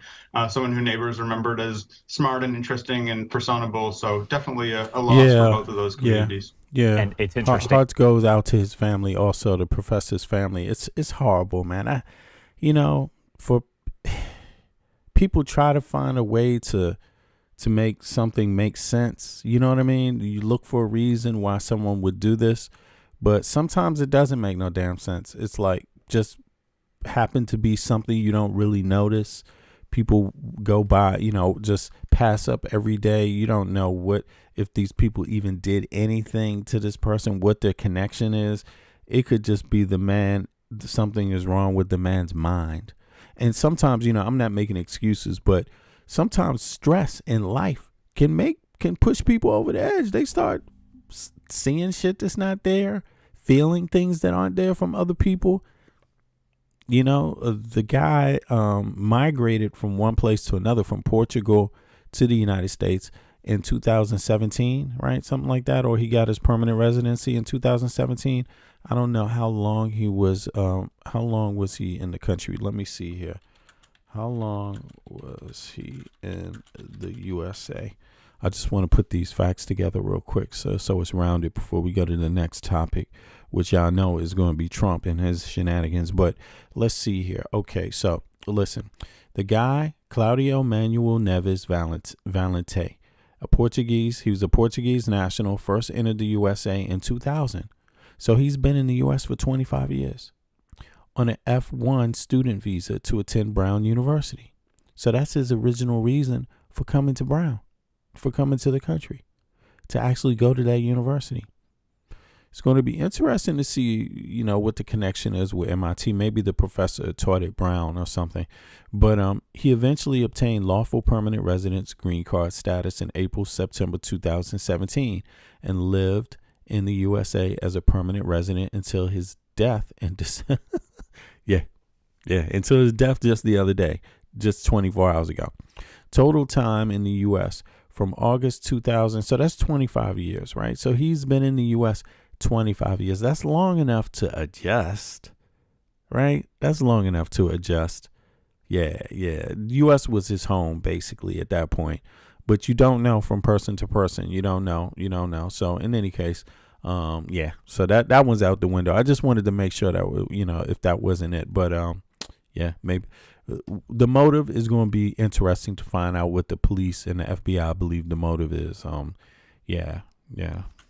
Because neighbors did gather and students, a lot of people outside of his home after this did happen, and held a vigil of sorts to honor his memory. And there's actually a sign that was on the door right there calling for folks to show up for that vigil if they did know him and honor his life. What would you make of this flow of information from investigators compared to maybe a normal story that you would cover there? We're talking about a homicide, a case that is getting nationwide attention, especially right now. So what would you say about the flow of information to journalists compared to what you've seen in other cases? Now I use Whisperflow. I just think out loud and it yeah, I see you, Suel. What's up? Thanks for coming in. Click the like button, y'all. I appreciate it. Thank you. Perfect. Let's see here. Let's get on to the. Oh, they got to make their money. Good grief. All right. So, no problem. Now, let's see here. Let's skip by that. You know, the investigators have stated essentially that the reason for not giving out information is to preserve the integrity of their investigation. I think in a typical case where it's a lower level crime, for example, that I've covered here in Brookline, they would be quick to put out a description. They would say, you know, here's what the suspect looked like. They'd even sometimes put out photos, you know, as we've seen in many other high profile cases like this. I don't want to speculate on what exactly that means because I simply don't know. It could mean, I think, any number of things, but it's definitely unusual. And I think it's, you know, has really surprise people here and confuse them. And, you know, I think like many of us here in Brookline, I hope that we'll have more information soon. And, you know, I'll be calling the police department and the DA's office again today. And, you know, whether they'll say more today. The deceased murderer, right, was a permanent resident and lived here for 25 years. He got his permanent residency in 2017 and but had been a resident prior, starting in 2000. So I already know one thing we got to cover here is when he got his student visa, who was president, just to just to round that up for the people that need to be partisan here. Let's find out. Let's blame it on Clinton, y'all. Clinton was the president, okay? And Trump was the president when he got his permanent residence. So listen, Trump had been the president twice. You see what I mean? So Trump had ample opportunity to do his job correctly and get rid of these types of scumbags. No, I'm joking, but get rid of these types. Trump had ample opportunity. He, in terms of being a single individual, he may have had more opportunity than most, right? Obama was president twice, so that doesn't count. But who else has been president twice? Only Obama, right? Since that time, right? Since Clinton, I think. Is that right? Let me see here. 2000.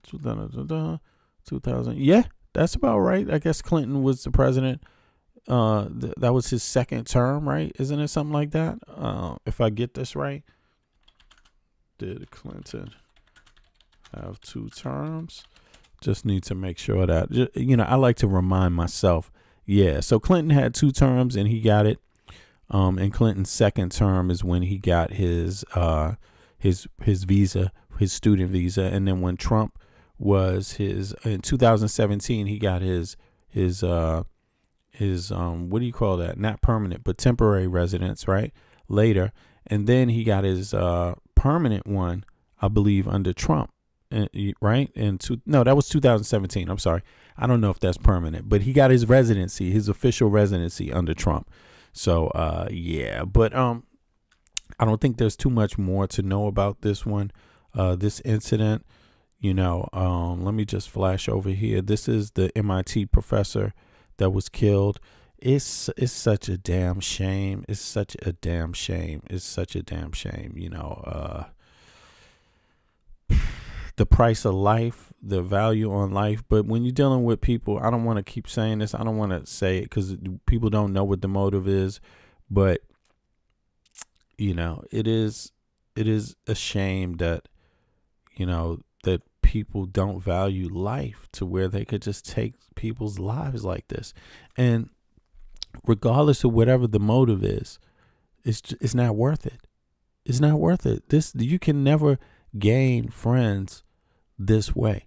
You can never gain sympathy this way. You only come off as a person people can't identify with.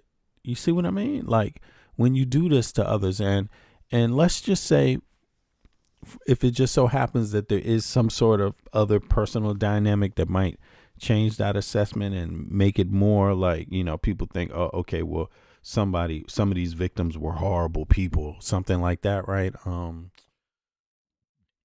It's still not a good move. And it still comes off the same way because, look, man, you're throwing your life away. You are throwing your life away.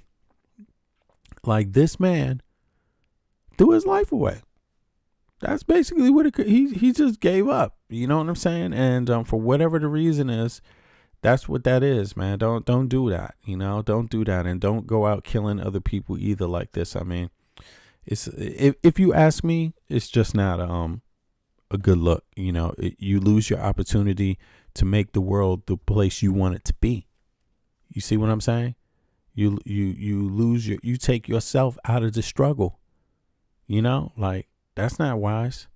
You know, that's not wise. And of course, gun laws, there's a lot to be reviewed there. Yeah. Who said that about gun laws? I mean, I agree. You know, I like that. I believe in the right to bear arms, you know, myself in the USA, but in Denmark, you know, I don't ever think about, I'm glad there's no, you know, weapons aren't proliferated like that in Denmark. But I mean, it is something. Let me know. Do you guys think that this thing about not being a citizen or being a citizen should be the limit to having gun rights in the U.S.? Do you think that should be like something very simple? Like, should you have to be a citizen to have gun rights? I mean, I don't know how that would legally go over in the U.S. since the gun rights have been there. You know, the Second Amendment has been there the whole time, right? So it's probably written very loosely, right, to accommodate, just like a lot of other laws, to accommodate different situations, right? And of course, everybody in the U.S. at that time wasn't a motherfucking American either. So how would that work? You see what I mean? People were arriving every day. You know, there were immigrants, and then there were people born of immigrants, and then those people born of immigrants came across new immigrants, people that just came here every month, every week. You know what I mean? So, but what do you all think? Do you think there's something there regarding the gun rights laws, or do you think it's just something you can never get around? You know, but let me know what you think about that. But now, before we get into Trump's deep shit, let me see here. There were a few other stories here. I'm just going to mention them. There was this issue about Ukraine, Poland. This meeting. There was a statement made after that. Let me see here. So there's a little update with that. There's also this plane crash. Let's go over to that. Did y'all see this? This just happened. A U.S. military plane crashed out of the blue, and yeah, it just crashed. Just the craziest thing. I'm not sure what's behind it. The reporting yet may not know, But here, look at this. Crashed in North Carolina, and the local sheriff says several people have been killed. This happened as the small plane was landing at the Statesville Regional Airport around 10:30 a.m. local time. A witness capturing that video there moments after the impact. It appears to show where the plane skidded across the ground. With us now, CNN transportation analyst Mary Schiavo, who served as an inspector general at the Transportation Department, and CNN aviation correspondent Pete Muntean. Pete, first to you, what are you learning? Well, this is a very active and fluid situation right now, and we're getting more information all the time here from Bill Hamby at the Iredell County Sheriff's Department. He says that there were fatalities on board this small private jet that crashed at the Statesville County Airport, the Statesville Airport in North Carolina. Is this the right one? Hold on, there's another one. This is not even the right one. There's another crash. That was a military jet. Where is it at? I saw it with my own eyes. Is this the same story? Let me see. Do they show that? That didn't look like a private plane. That looked like a huge plane that crashed. The one that I saw, but this one looks a little different. Let me see here. What? A small plane? That can't. That. This is not it. Did I see? Okay, hold on. Let me change it up. Maybe I did something incorrectly here. 2 seconds. Let me find that shot. Boop boop boom. Maybe it's here. Where did I hide that video? Here. Is it this one? 1:30. No, is it this one? Okay. 2 seconds. Let me just try to dig that up. And then we're going to get into Trump's crazy shit. Where is this damn thing at? This was a very, very weird crash. And I definitely saw it with my own eyes. It was a huge airplane. Maybe that is the right story. That must be the story. That other one was the story, but it didn't. And some it would say didn't look in the the same. history of our country, Oops, what is which this? caused prices to be higher than ever before. Oh my God! Stop this shit, Trump. Here we go. Mark. Yeah, but we have to review Trump's ass. He's crazy. He's off the rocker right now. But not that people care. People don't mind Trump off the rocker. That's just regular news, everyday news. That's acceptable. Biden, however, doing anything is more of a problem. But let's see here. Let's just go back to that story real quick. I thought that was a military plane. It looked like a military plane. Here it is. Hold on. Here it is. Is this it? Here we go. Look at this. I thought I was losing my mind. Did you all hear about this?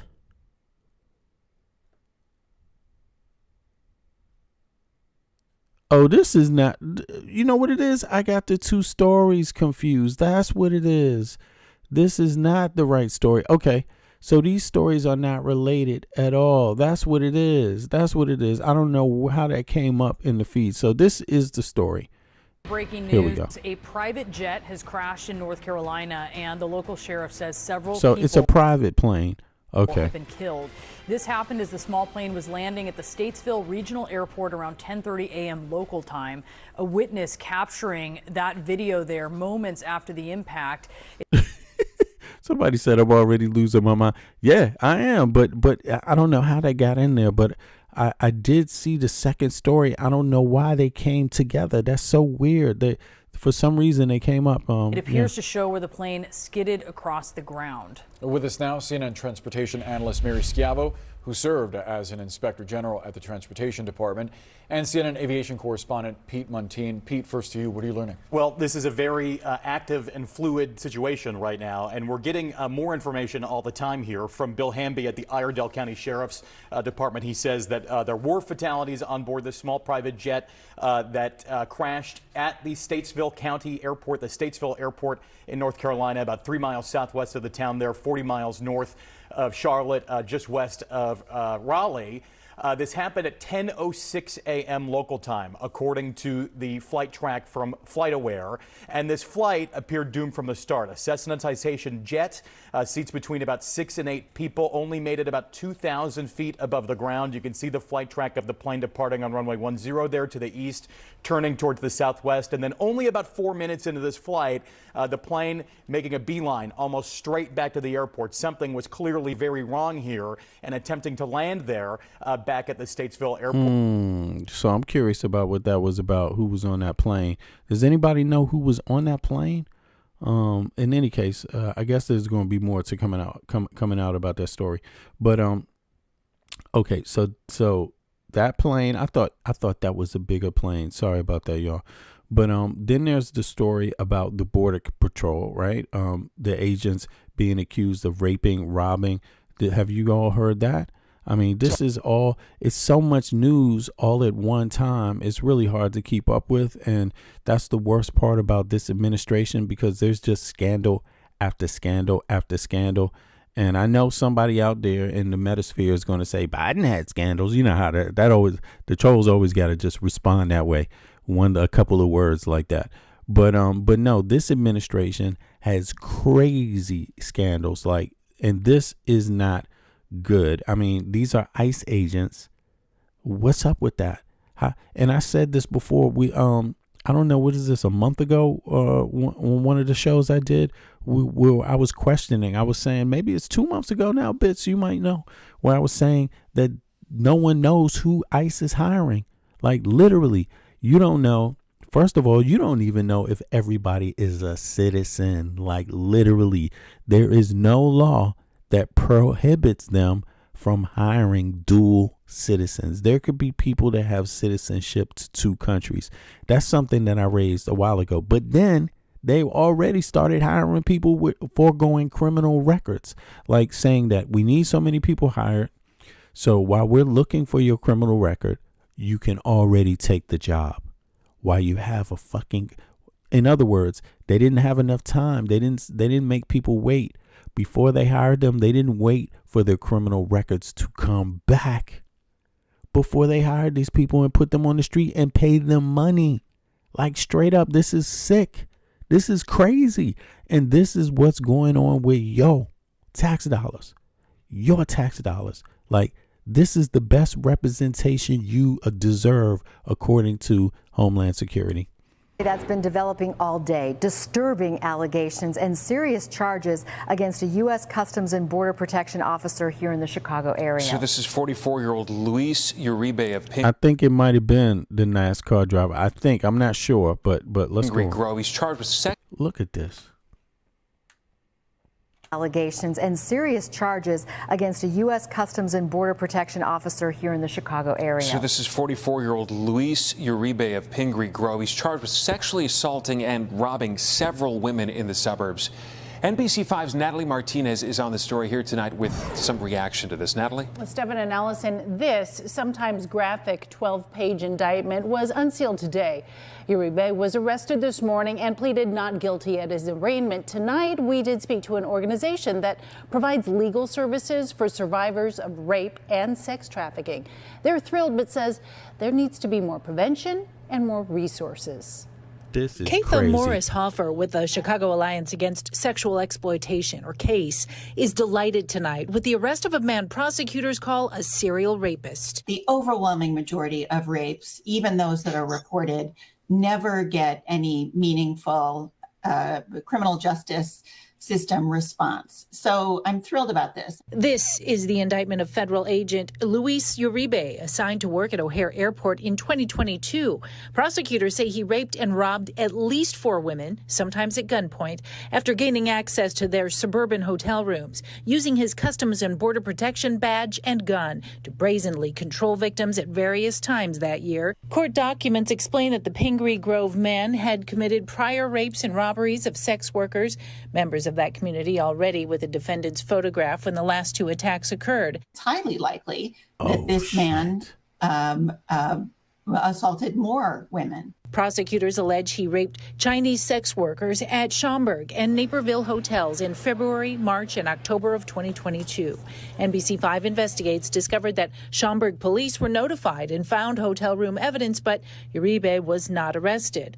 The why has not been revealed. Former Chicago Assistant U.S. Attorney Ron Safer calls it a ticking time bomb. He is a huge danger to the community. When you abuse your office, when you use your badge and use the color of law to engage in sex acts, there are going to be countless people who do not report that for fear of getting deported, of getting arrested. Yep. The number of victims are countless. The U.S. Attorney's Office is asking anyone with more information to call them. I really honor the strength and courage of the women who came forward.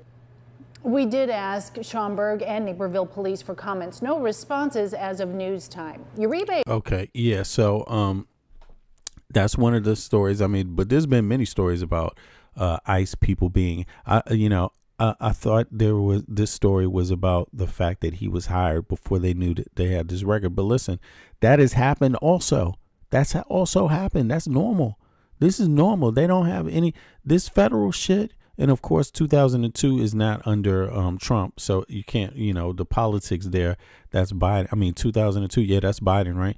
But in any case, really, the bottom line is like the people that are being hired, who's watching them, right? And then now it's just exacerbated because on top of that, right, you have people that are not even being vetted properly, and just to get them out on the street early. You see what I mean? Yeah, this is 2000 is only 5 years ago, man. This whole environment of anti-woke didn't start this year when Trump got in office. Anti-woke started when Biden won the election. Even before, they were going after anti-woke. So, here we have it. Another suspect, another usual suspect damn near, out there with a badge raping women. And look at who he's raping. He's raping foreign sex workers. They're not going to turn themselves in. They're not going to complain for fear of, this is just... And again, I'm not mentioning him being a usual suspect, saying that everyone that looks his way does that. Of course not. That's impossible for any people. But I'm just saying in the environment, in the political environment of anti-woke, that's a conversation for you right there. You see what I mean? That's all. It's even in this anti-woke, anti-immigrant environment, like Trump and ICE, they're not looking for the Portuguese guy, the Portuguese, resident of the United States who goes out and just shoots people. That's not who's bothering them. You see what I mean? That's not who they're looking for. So, and Trump even said it himself. Well, shit happens. It happens, But in any case, just taking notes here. That's a scandal, right? This is horrible, but then there's other world news. Let me see. There's the deployment. Russia says they're going to send a hypersonic missile to Belarus. Listen, y'all, I encourage people to always research a little bit, at least on your own. Don't wait for legacy media to tell you the significance of Belarus, what's going on in Belarus. But the first thing you will find out if you research Belarus, you will find out that people have been leaving Belarus for quite some time. Since this war with Ukraine broke out, Belarus is not even Russia, although they call it Russo-Belarus. Basically people speak Russian, right? And people identify heavily with Russia. The government is subsidized by Russia, right? And but what you will find out is that when this next time around, with this war with Ukraine, people from Belarus, young people from Belarus have been fleeing Belarus the whole time because they feared that they would get drawn into the conflict. And indeed, this is what's going on right now. They're being now the prime minister has stepped up his rhetoric, right? And they literally said that if a war kicks off with the EU, blah, blah, blah, they would be the first. They would be the first in the battle. This is what their prime minister just said the other day on the news. And then he literally told his own people that and then Russia will back us up. It's like, oh, and Russia will back you up? I mean, Russia gives weapons to every fucking body. They don't back up, no, but really, very rarely does Russia back up another country themselves. They'll give you the weapons to do all kinds of crazy shit, but very rarely will you see that they actually back up other people. They didn't back up Iran when Trump was bombing ass, did they? No, they just sat back and nobody here but us chickens, boss. And look, what about Hezbollah? They've been giving weapons to Hezbollah, Hamas, to basically, right? For whatever reason, whether you agree with the Palestine Israel issue or not, it has nothing to do with the logistics. The cold logistics is that Russia's been giving them weapons, right? And so what do they do when they getting their asses bombed and blown up? Ain't nothing here but us but chickens, boss. Now look at Venezuela. They gave weapons to Venezuela. Of course, Putin came out and said something, but when was the last time you looked at a map and you see how far away Russia is? I mean, the logistics on that going to be very complicated, right? So this is the world we live in, the world where people get antagonized with war. And so Russia's talking about putting a hypersonic missile in Belarus. Okay. Is that smart for Belarus?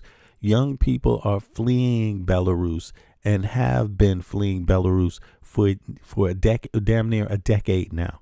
Like, yes, they get a chance. This is what the story is. They get a chance to go to school in Europe, in Western Europe, and they don't want to fucking go back.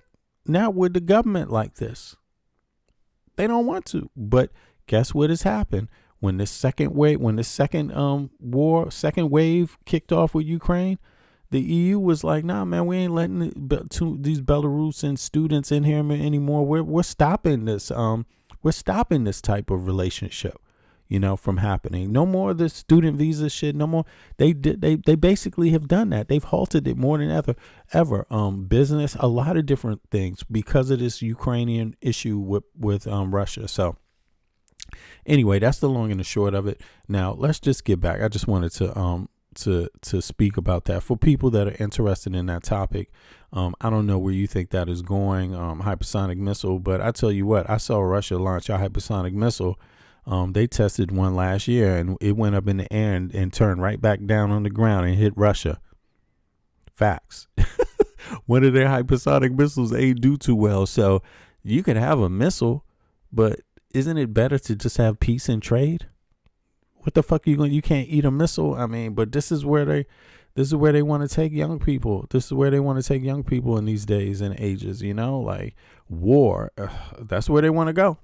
That's where they want to go. I think it's not wise, but in any case, let's get over to Trump's speech now because this is the main event. People have been talking about Trump. Epstein is coming later today. This is the day that the Epstein files got to get released. We're going to find out what this government is made of. It's not really made of much anymore. It's just made of pudding, basically putting in the brains on every position in government has a pudding head there, answering questions, make believe facts, make believe numbers to give you any kind of numbers they want. And you're just supposed to sit there and accept it like we all just dummies. Like none of us can do math. None of us can research anything. None of us know anything we're talking about. Like this is just normal times. This is what is going on right now. But it all starts here today before the next 12 hours comes, because the 12 hours, Pam Bondi is going to be in a whole heaping lot of trouble on the news channels. People are going to eat her for breakfast. You're going to start seeing the clips of Pam Bondi again talking about, I have the files on my desk and I'm going to release it. Well, finally, after the discharge petition, after the 214, every Democrat signed it, and then they still needed 4 Republicans to sign the disposition to bring a vote to the floor, which went over unanimously, right? It's not like Mike Johnson did much to help the release, right? Trump didn't. It's finally getting released. Today is the deadline. What you think is going to happen? Is it going to get released? Do you think the files are going to get released?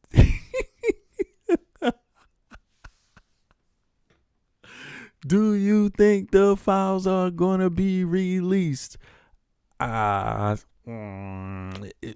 are going to be released, redacted, but we're going to see. I'm going to hold my criticism until then. Plus, we got like 8 more hours until it's time. So I'll see y'all in the next live coming up soon. But in any case, let's get on with Trump's dumbass speech here. Let's listen to the old man. Well, let me zoom in real quick on his head so we can see his head talk. I want to get this real good. This is going to be a doozy. Here we go. Can y'all see this? Here we go. Old man Trump. In the history of our country, which caused prices to be higher than ever before, making life unaffordable for millions and millions of Americans. This happened during a Democrat administration, and it's when we first began hearing the word affordability. Our border was open, and because of this, our country was being invaded by an army of 25 million people, many who came from prisons and jails, mental institutions, and insane asylums. They were drug dealers, gang members, and even 11,888 murderers, more than 50% of whom killed more than one person. This is what the Biden administration allowed to happen to our country. Hold on. And it can never be. This dude just lied. It's not even special that he lied. I'm just saying, damn, his lies are even becoming more extreme. Let's get his head. I just want to make sure we get everything. Can y'all see this well? All right. Let's listen to this lying ass again. And yes, the midterms, bring the midterms today. Like, can we get the midterms? This is so unjust that we have to wait a year. Fuck that, man. Only insane people. Look, Americans. I'm a fellow American. I live abroad.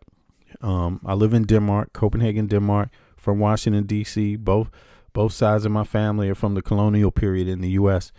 I'm telling you right now, only crazy people will wait a fucking year to get rid of this administration.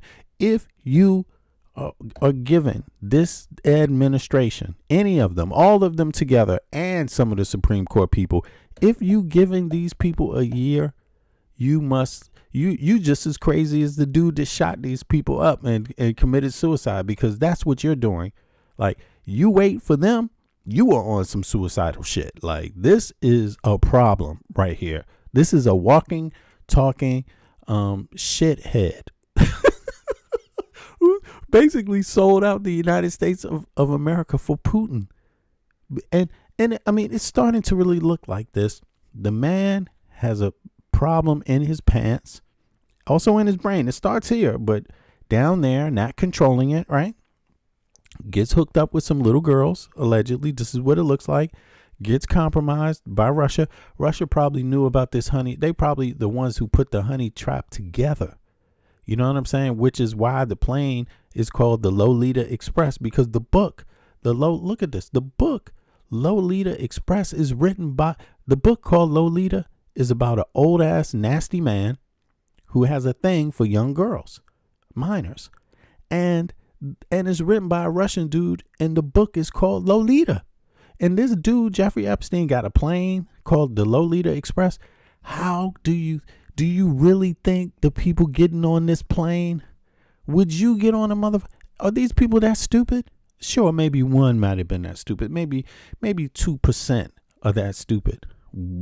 Wouldn't you, after one trip, being on a plane called the Lolita Express, wouldn't you ask somebody, have you heard this plane is called the Lolita Express? What's that about? Because it's obviously about something. It's not like he didn't make it seem like, oh, yeah, this is nothing to think about. The Lolita Express is just a name. No, he went out of his ways to let you know, like, I named this goddamn plane something that has express on it.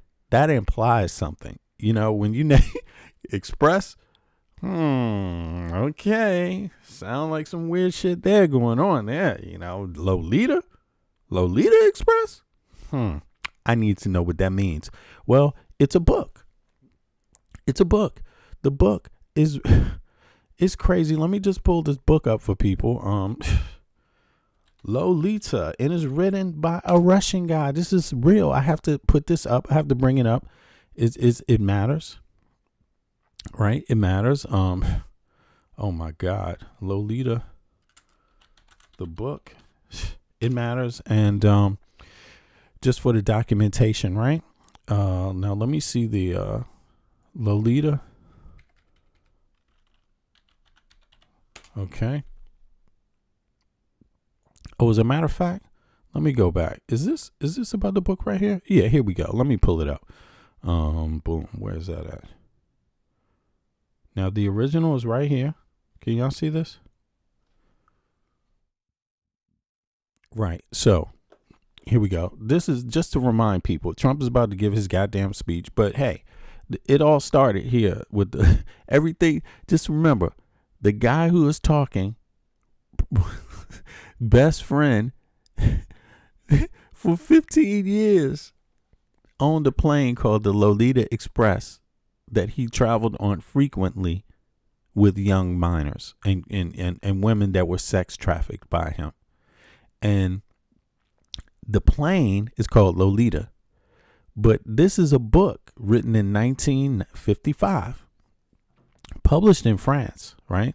But the author, as you can see here, is who? The author is Vladimir Nabokov, right? He's a Russian author. Lolita is a 1955 novel written by a Russian and American novelist, right? So he's dual citizenship. Yeah, a lot of people fled, Russia to move to the U.S. right now. In different times, different points. Russian American novelist Vladimir Nabokov, the protagonist and narrator, right, is a French literature professor who moves to New England and writes under the pseudonym Humbert. That's another weird name. Okay. Now, he details the obsession and victimization of a 12-year-old girl, Dolores Hayes, whom he describes as a nymphet. I mean, y'all really, like, this is not good. I'm gonna tell you, I always suspected this was a Russian honeypot from the beginning. Of course, not because I want to, just because a lot of the data points lead there, and always have from the very conception with Trump. Trump appears to have been involved with the Russian mob in the 90s. You see what I'm saying? So the early 90s, those casinos and things like that. Mysterious deaths. The three executives from each casino died in a helicopter crash that Trump was supposed to be on and canceled at the last second. I was like, no, you guys just get on and meet me over here, allegedly. Right. And so when you see this, you kind of have to give up. I mean, for me, it's a wrap with this. With just this name, this is a wrap. There's no way even if you wanted to believe Trump didn't know and had nothing to do with it, it's just fucking very, very hard to believe it when shit like this exists. Okay. Jeffrey Epstein, you could think it's a coincidence if you want. Jeffrey Epstein named his airplane the one that Trump owns even to this day, I believe, the one that he flew around for his campaign, for his last campaign, whatever the hell it is, right? He was flying around on a little ass jet plane. That was the Lolita Express. He got it. He bought it off of Jeffrey Epstein.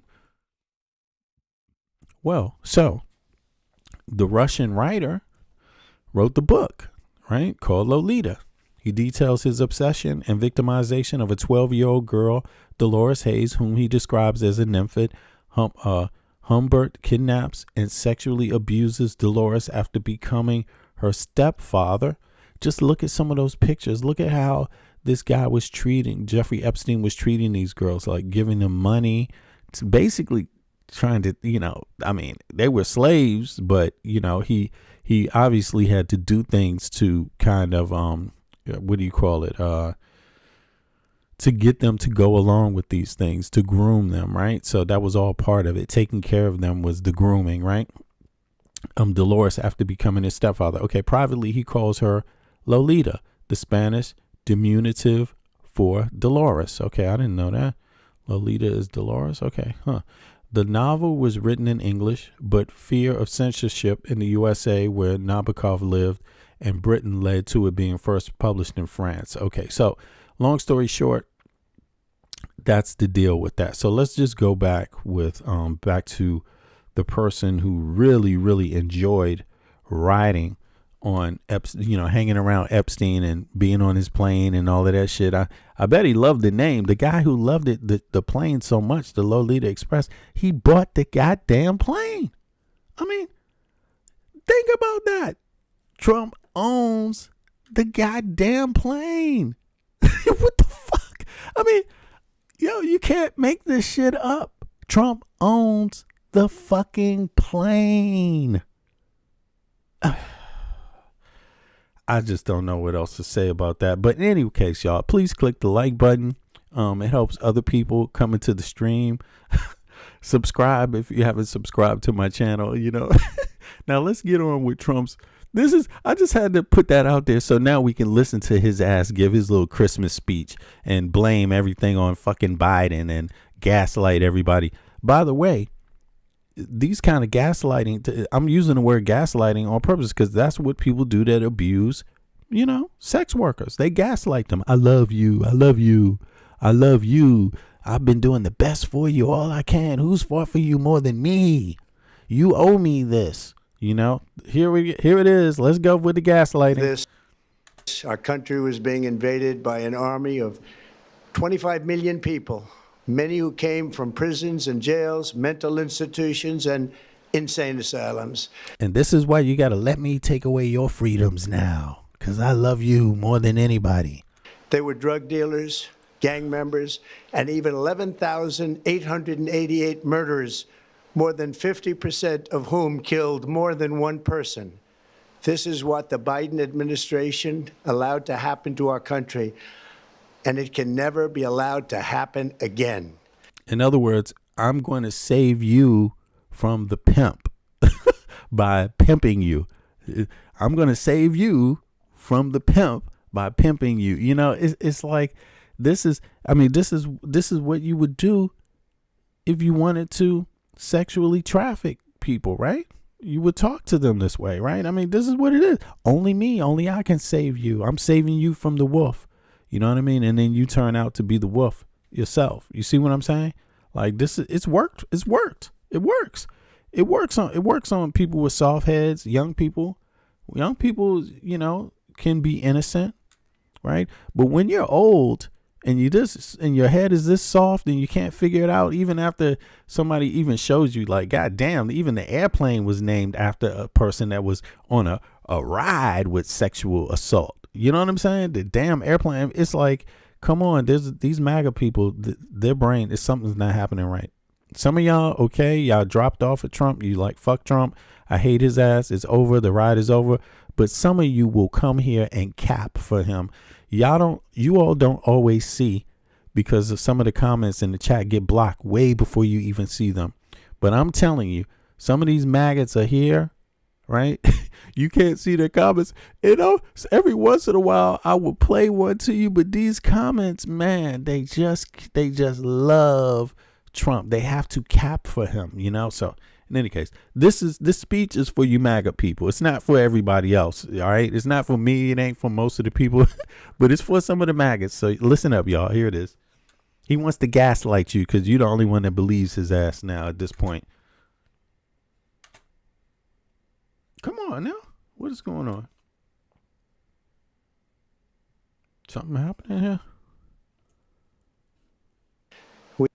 We had men playing in women's sports, transgender for everybody, crime at record levels with law enforcement, and words such as that just absolutely forbidden. We had the worst trade deals ever made, and our country was laughed at from all over the world. For those of you that don't know, my next stream in about 6-7 hours from now, no, it's about 11 hours from now, right? Is about the trade deals and the rumors that Trump made up, the deficits between the U.S. and the EU. I'm going to break that down to y'all, but let's continue. But they're not laughing anymore. Over the past 11 months, we have brought more positive change to Washington than any administration in American history. There's never been anything like it, and I think most would agree. I was elected in a landslide, winning the popular vote and all 7 swing states and everything else, with a mandate to take on a sick and corrupt system. That wait a second. Really, with a mandate to take on a sick and corrupt system. Hold on. With a mandate to rip down the West Wing of the White House. He acts like he got a mandate to fucking, bring in authoritarianism into the U.S. A mandate to violate people's Fourth and 14th Amendment rights, to violate their First Amendment rights, literally in your face. This is what he's claiming he had a mandate for, and yo, motherfucker, you ain't have a mandate for none of that shit. That's illegal stuff. Okay? Like, this is foul. This is foul. Just took the wealth from people and crushed the dreams of the American people. You hear this motherfucker gaslighting? He's like, he just took the wealth. So this whole speech is about Biden, basically, right? He's claiming to be your hero. He's coming to free you and save you from Biden and Kamala Harris. Biden and Kamala Harris, they crushed your dreams. They trust all your government dreams. They crushed your whole life, all your savings, everything that you went through, all of that, was so horrible under Biden and Kamala Harris that it legitimizes what Trump is doing today. Like, really? Really? People just supposed to believe this bullshit? For the last 4 years, the United States was ruled by politicians who fought only for insiders, illegal aliens, career criminals, corporate lobbyists, prisoners, terrorists, and above all, foreign nations, which took advantage of us at levels never seen before. They flooded your cities and towns with illegal aliens. They decimated your hard-earned savings. They indoctrinated your children with hate for America. They just released a level of violent felons that we had never seen to prey on innocent. They caused war. They caused mayhem. They caused a horrible situation all over the globe. But now you have a president who fights for the law-abiding, hardworking people of our country, the ones who make this nation run, who make this nation work. And after just 1 year, we have achieved more than anyone could have imagined. Starting on day one, I took immediate action to stop the invasion of our southern border. Think about that. So he's using this idea of the poor white middle class of America. I'm not trying to be derogatory, but I'm talking about the feelings. Let's be honest. A lot of poor white Americans felt like they were being left behind, right? That's what they felt. And I'm not saying that you don't have the right to feel that way, right? But who you blame it on, I think that's where your problem is, right? I'm not saying that you shouldn't feel left behind, because the middle class of America, the poor and middle class of America have pretty much been left behind, but not just white people. That's the problem with that idea. When you start thinking it's just you, that's where you go wrong, right? And he's trying to appeal to that sentiment, but then he's molesting it, because then he's trying to turn it into a racialized thing, into a thing where it's about minorities, where it's about transgender people, blaming all these other people that are just middle class poor people. That just look different or just have one little difference. He's blaming all those other people when really it's the wealthy elite that's leaving everybody else behind on purpose, buying off the Supreme Court, paying off these corrupt ass Supreme Courts, paying off these congressional members to go along with bullshit, paying off these goddamn corrupt senators. You know what I mean? They're in it together.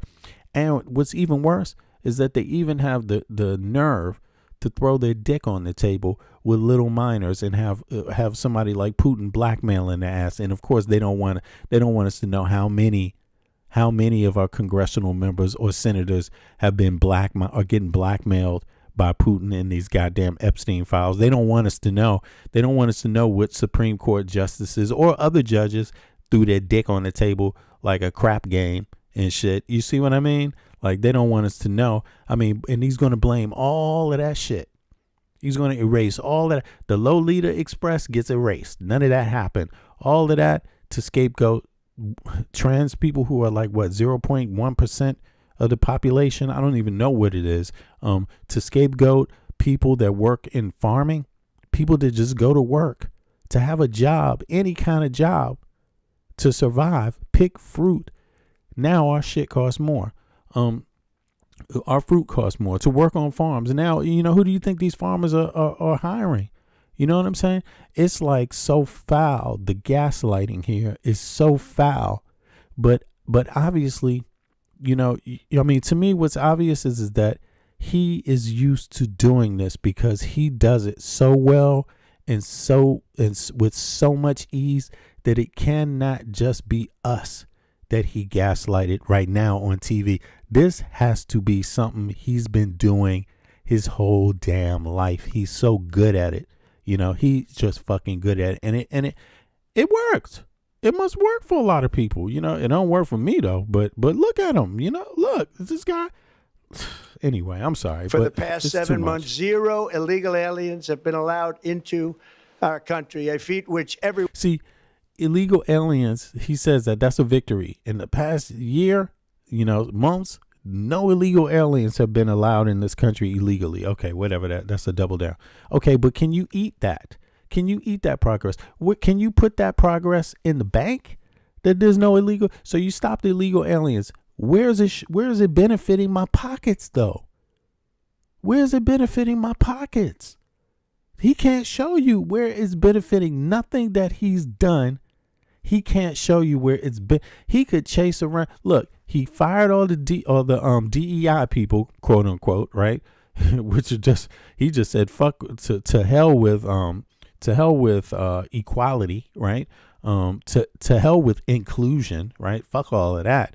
Across the board, fired women, fired all types of people, right? Handicapped people, fired trans people, fired black people, black women, black men, Hispanic, just anybody who just wanted to give their life to their country in some capacity. Fuck it. Fire them just because they're not white men, right? So how did it benefit your pockets? He did all of this shit. Still hasn't benefited nobody's goddamn pocket, not once. And even if he does survive, don't forget that Doge check. Yeah, exactly. Even if he did come up with a Doge check, it's still your goddamn money. That's not showing how his policies benefit. That's just showing how he's willing to run up the deficit again.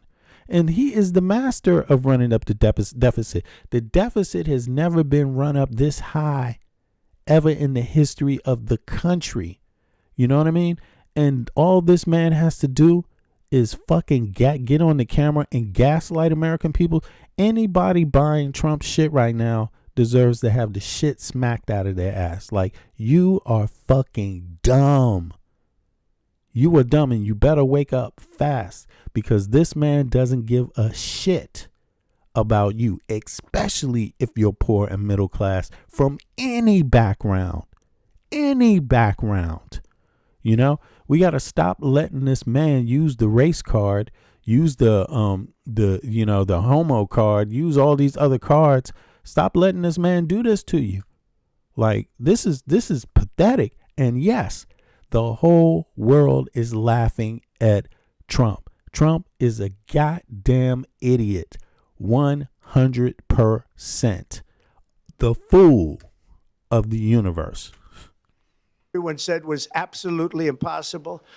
Do you remember when Joe Biden said that he needed Congress to pass? Do me a favor. Click the like button for me.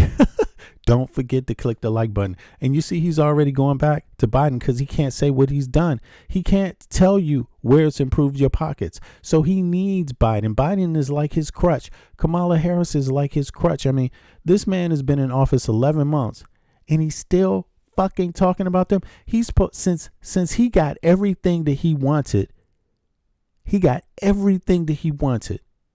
There is no excuse for any problem that came from Obama or a Biden or anyone else to exist anymore. He has had all the tools that any person would dream of having. Majority Congress, majority Senate, majority Supreme Court, and they have capped for this motherfucker every single bit of the way. And yet he still needs somebody to blame. How pathetic is that? Have been allowed into. Starting on day one, I took immediate action to stop the invasion of our southern border. For the past 7 months, 0 illegal aliens have been allowed into our country, a feat which everyone said was absolutely impossible. Now you're going to eat your 0 illegal alien sandwich, right? Okay. Do you remember when Joe Biden said that he needed Congress to pass legislation to help close the border? He was always blaming Congress and everyone else. As it turned out, we didn't need legislation. We just needed a new president. We inherited the worst border anywhere in the world, and we quickly turned it into the strongest border in the history of our country. So he's literally telling you he don't need no legislation. So look, just understand that. This will disappear as soon as he and anybody with this administration disappears. All of it. That's incentive enough to get rid of all of them. Why? Because they don't even want to make this legislation what they're doing. They don't even want it to be law. They want it all to be executive order. Just leave it up to executive order. And that means it's all going to disappear with the next executive order. In other words, in a few short months, we went from worst to best. We're deporting criminals, restoring safety to our most dangerous cities. Just take a look at Washington, D.C. It's at levels of safety. And look, somebody's in the chat. It's like, give the man another year. No, you give his ass another year. If that's what you want. I live in Denmark, man. I got health insurance. Everyone has health insurance here. Everybody's kids get paid to go to school here. Higher learning, higher education, you know. I don't have to give his ass no motherfucking chance. What the fuck? You give his ass a chance. You die with his ass. You do what Mr. Slave Master, your slave master Trump tells you to fucking do. I'm not doing it. That we've never seen before. Fuck this. What the fuck? Yeah, you gonna be, you know what's gonna happen? You're gonna be sitting there in your chair waiting for another year to go by. And next time they take a picture of you, it's just gonna be a fucking skeleton standing in the chair, you know, sitting in the chair. Skeleton. Here it is. I waited 1 more year for Trump and look. Skeleton. And they decimated the bloodthirsty foreign drug cartels. We did that all by ourselves with our people, and we're so proud of it because they were poisoning and destroying our population. Drugs brought in by ocean and by sea are now down 94%. We have broken the grip of sinister woke radicals in our schools, and control over those schools is back now in the hands of our great and loving states, where education belongs. After rebuilding the United States military in my first term, and with the addition we are adding right now, we have the most powerful military anywhere in the world, and it's not even close. But every president says that. You know what I'm saying? I mean, didn't Biden say we had the most powerful military in the world? You know, he acts like that's special. You know, the U.S. has had the most powerful military in the world under Obama, under Clinton, right? Under who else? Who else has it? Under Nixon. Come on. After World War II, the U.S. turned into the most powerful military on earth. That's a long fucking time. And he's like bragging about it like that's news or some shit. Like under him, that's only possible under him that we have the most powerful military. No. It's been that way for an entire lifetime, motherfucker. You didn't know that? Like, damn. I've restored American strength. But I guess a lot of Americans don't know. Maybe that's what it is. Settled 8 wars in 10 months, destroyed the Iran nuclear threat, and ended the war in Gaza, bringing for the first time in 3,000 years peace to the Middle East, and secured the release of the hostages, both living and dead. Here at home, we're bringing our economy back from the brink of ruin. The last administration and their allies in Congress looted our treasury for trillions of dollars, driving up prices and everything at levels never seen before. I am bringing those high prices down. Okay. He's bringing those high prices down, y'all. I'm happy to hear that, for the people that need the prices to go down. But I'm going to tell you, I don't think they're down that much, apparently. A lot of people are still complaining about the prices. Bringing them down very fast. Let's look at the facts. Under the Biden administration, car prices rose 22%, and in many states, 30% or more.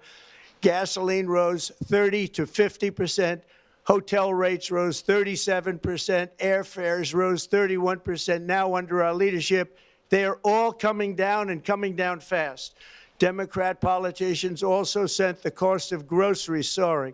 But we are this sounds like they're desperate. Basically, they see how pissed off American people are, and so they sent Trump out to try to calm people down, and tell, but the problem is that he's telling people things that people can see are lies, because the average American is not living in the world that he's living under. He could say whatever he wants. What's happening right now in the U.S. is loads of people have been fired by him.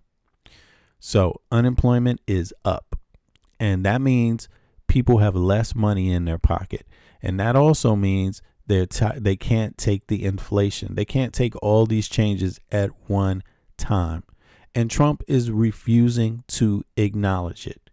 He's refusing to acknowledge that tariffs make things more expensive. He's refusing to acknowledge that firing farm workers makes food more expensive in the United States of America, because guess what? You need someone to go out and pick the food who gets paid pretty much not the best wage on earth. He's not acknowledging that. And, my question is this. I can understand why he wouldn't acknowledge it, because he's a fucking politician, right? He's a greedy motherfucker who's out for the rich. So I can understand that. That makes perfect sense. But I couldn't understand why any average person would accept that. Like, how can an average person whose own family members needs the cost of health care to stay down, not go up? I can't understand why a person who's not a millionaire would fucking cap for this person, because even millionaires got family members that they don't want to be fucking paying for their surgery just because they have no money. You see what I mean? Only, you have to be really, really wealthy to not be bothered by what Trump is doing, what his administration has done, or be really, really stupid.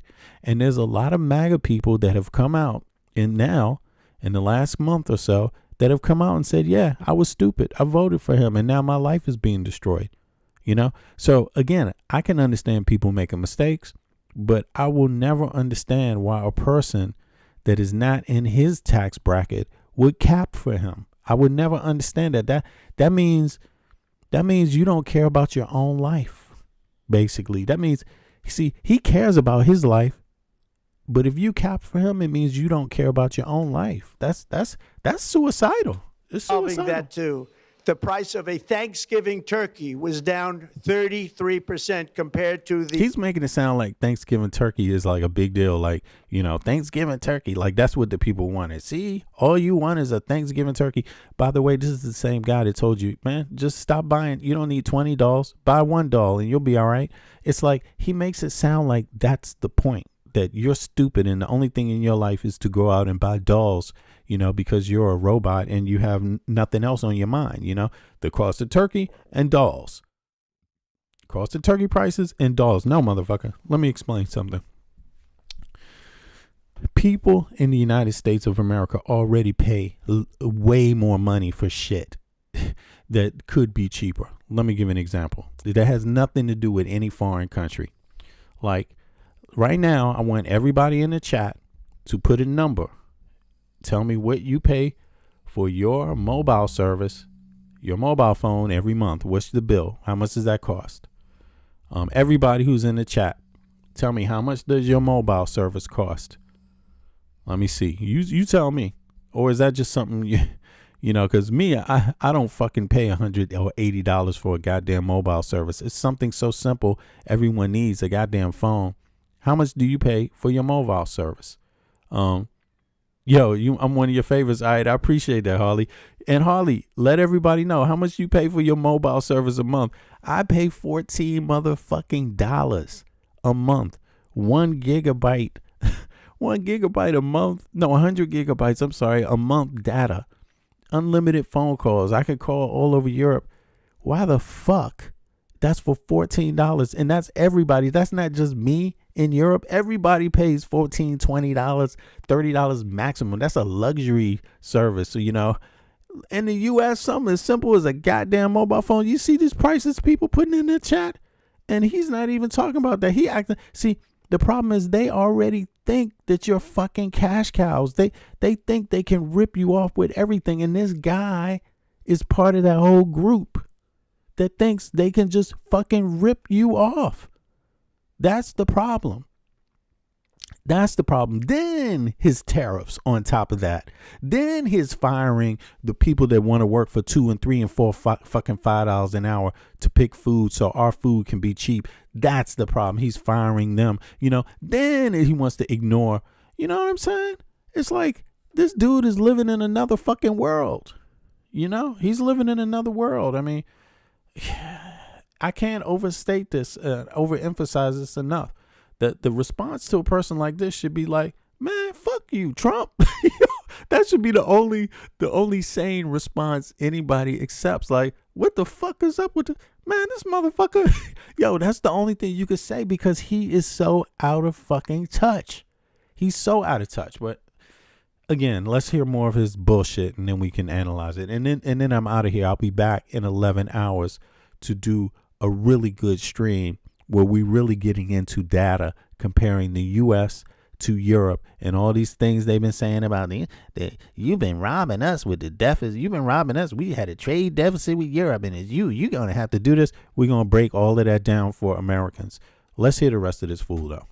The Biden last year, the price of eggs is down 82% since March, and everything else is falling. 82% since March? Since this year, 82%. Okay.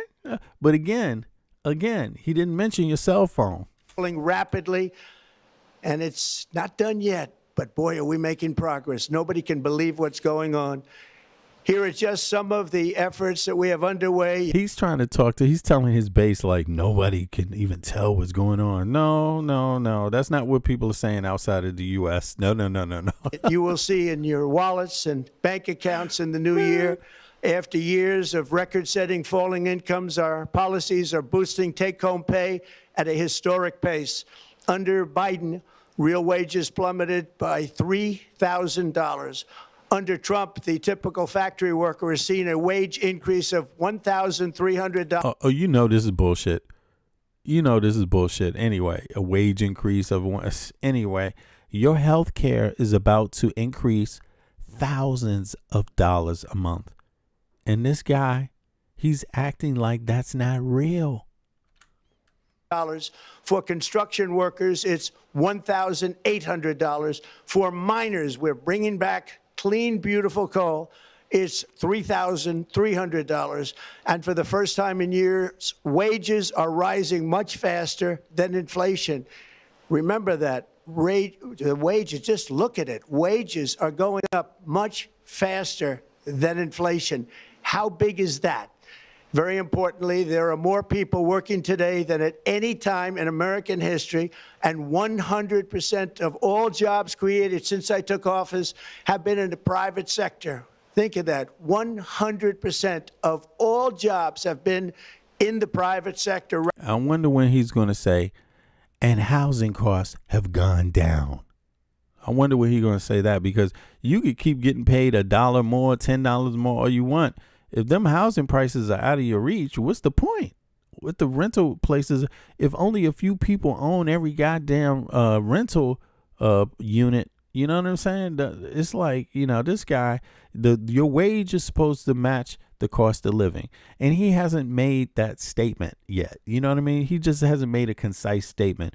We have to get wages back to where they match the cost of living. So every working person can afford to live with a roof over their shoulders. He just won't make a statement like that, Rather than government, which is the only way to make a country powerful and great.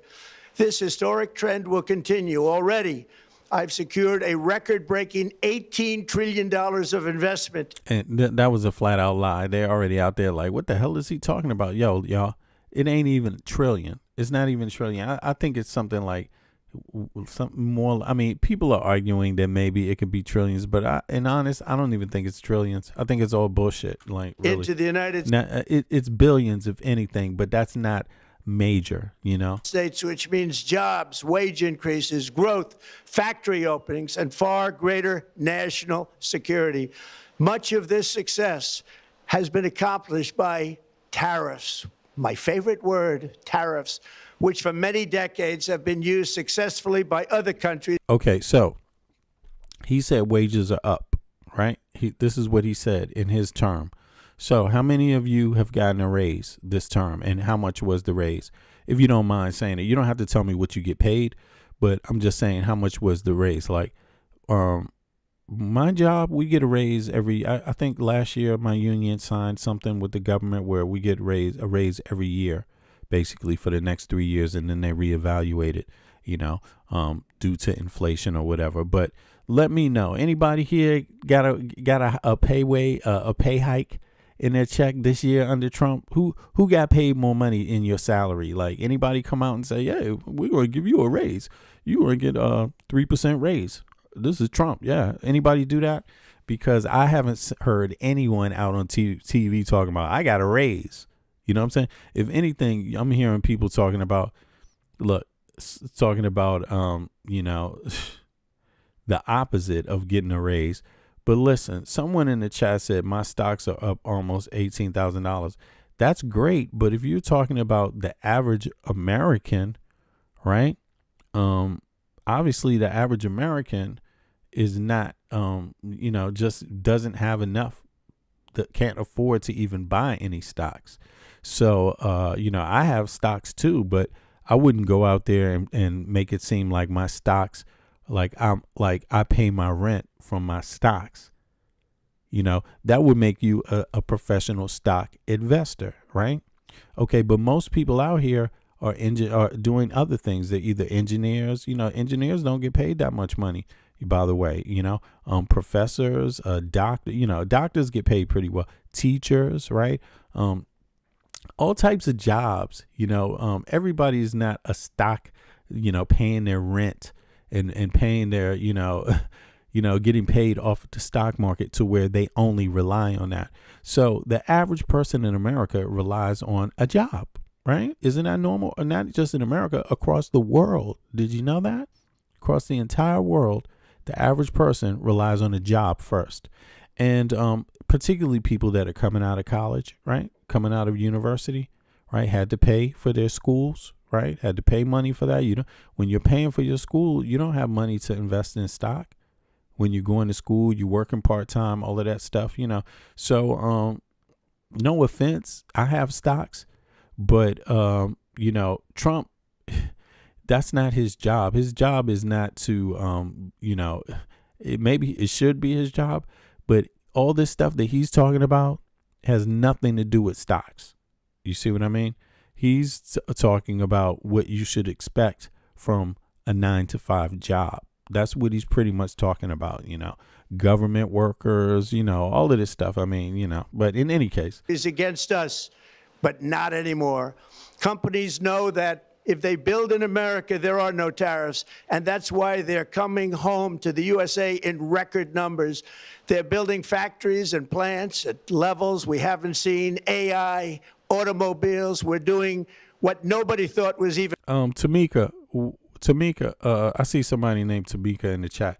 Yo, Tamika, tell us how much your phone bill cost, your mobile phone cost, and what healthcare provider do you have? Impossible. Not even. Yeah, let me know the state too. Even remotely possible. There has never, frankly, been anything like it. 1 year ago, our country was dead. We were absolutely dead. Our country was ready to fail. Totally failed. Now we're the hottest country anywhere. He seems really, really desperate. And again, he's said these things many times.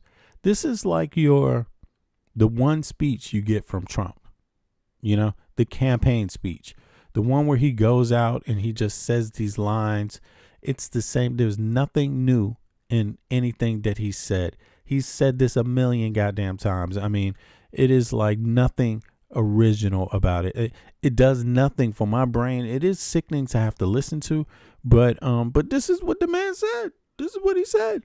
And let me tell you, there's only two things you can do: get acquainted with how this motherfucker speaks, or impeach him, and get on the ass of all the people that won't impeach him. You see what I mean? And get on the ass of all the people that capped for him, like in the Supreme Court, like impeach their asses too, like, because these people literally expect you to eat this for breakfast every fucking day. This is what they find to be normal. They want American citizens to wake up and have a healthy bowl of gaslighting every fucking moment, every morning, and your kids. This is not normal anywhere on earth. Anywhere on earth. No other free people on earth are talked to like this. None. This is just too much. In the world, and that's said by every single leader that I've spoken to over the last 5 months. Next year, you will also see the results of the largest tax cuts in American history that were really accomplished. Did he just say tax cuts? Okay, so he's going to brag about the big, beautiful, ugly bill that's about to get your health care double and triple and quadruple the cost. And for some people, they're going to be so lucky that they just won't have any health care. 1 million people. Through our great, big, beautiful bill, perhaps the most sweeping legislation ever passed in Congress. We wrapped 12 different bills up into one beautiful bill. That includes no tax on tips, no tax on overtime, and no tax on Social Security for our great seniors. Under these cuts, many families will be saving between $11,000 and $20,000 a year, and next spring is projected to be the largest tax refund season of all time. So that's code word for let me be your president at least until spring. Please don't fire me so fast. Give me some more, just a little more months. He knows people are out to get his ass. MAGA Mike Johnson knows it, and they're literally just trying to buy for a little bit of more time. This is his way of saying, please don't get frustrated with me so fast. Like, give it a little more time. I know you're really sick of me and you're ready to impeach me now, but give me until spring, the end of spring, at least the end of spring, y'all, please. Just the end of spring. He wants a definite time. He wants months. He wants you to give him months, yo. He wants you to go through Easter and shit with his ass. Like, what the fuck?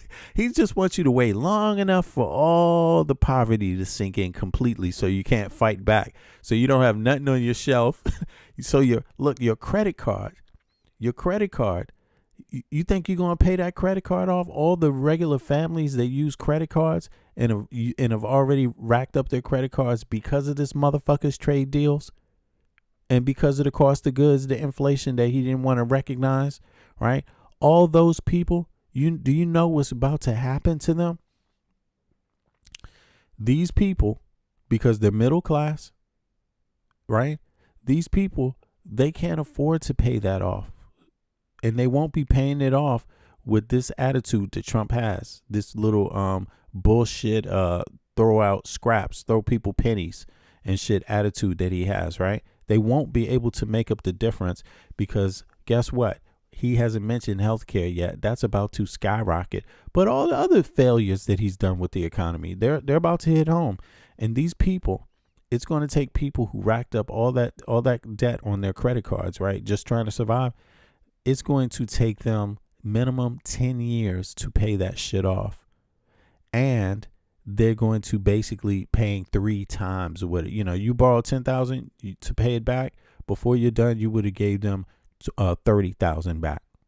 Like, this is the situation people are facing, and Donald Trump is pretending. He's pretending, this is terrible, man. This is terrible. And it's just the way he says it. It's like he's begging you to believe him now. Like, before he didn't have to beg so much, but now it sounds to me like he's begging. Like, something's not going right for him. Like, he needs you to believe a little bit more, a little bit longer. Because of tariffs, along with the just passed One Big Beautiful Bill, tonight I am also proud to announce that more than 1,450,000, think of this, 1,450,000 military service members will receive a special, we call Warrior Dividend before Christmas. So Warrior. And you know what they found out? That's bullshit, y'all. That was already in the bill. Did you know that? That's nothing new. That was already agreed to by Congress, that the military, look, and the way he's describing it, and it's not, hold on, I'm going to look it up for y'all because I want to be accurate about this. But trust me on this, the man is lying about that. He's lying to people. This had nothing to do with him, nothing to do with any type of executive order, nothing to do with any idea. It was agreed to already months ago. You see what I'm saying? And he's playing it off. He's trying to throw it out there because he's desperate. He's desperate. Dividend. In honor of our nation's founding in 1776, we are sending every soldier $1,776. Think of that. And the checks are already on the way. Nobody understood that one until about 30 minutes ago. We made a lot more money than anybody thought because of tariffs, and the bill helped us along. Nobody deserves it more than our military, and I say congratulations to everybody. And by the way, we now have record enlistment in our military, and last year we had among the worst recruitment numbers in our military's history. What a difference a year makes. In addition, I'm doing what no politician of either party has ever done, standing up to the special interests to dramatically reduce the price of prescription drugs. I negotiated directly with the drug companies and foreign nations, which were taking advantage of our country for many decades, to slash prices on drugs and pharmaceuticals by as... Now, listen, y'all. What actually made these payments possible, right? The money to fund these payments was not separately enacted in a standalone law this week, right? It comes from an earlier congressional appropriations bill, summer 2025. Congress passed a large tax and spending package, often called the One Big Beautiful Bill, signed into law earlier this year. That law includes about $2.9 billion in supplemental funding for the military's basic allowance for housing. Right. That money was already put out there in that bill. This is the money he's talking about. A senior administration official says the Pentagon will use approximately $2.6 billion for that issue to issue the one-time $1,700 payments. Right. So, in other words, Trump is just scamming you. As much as 400, 500, and even 600%. In other words, your drug costs will be plummeting downward, and I use the threat of tariffs what did he just say? What the fuck? 100, 500.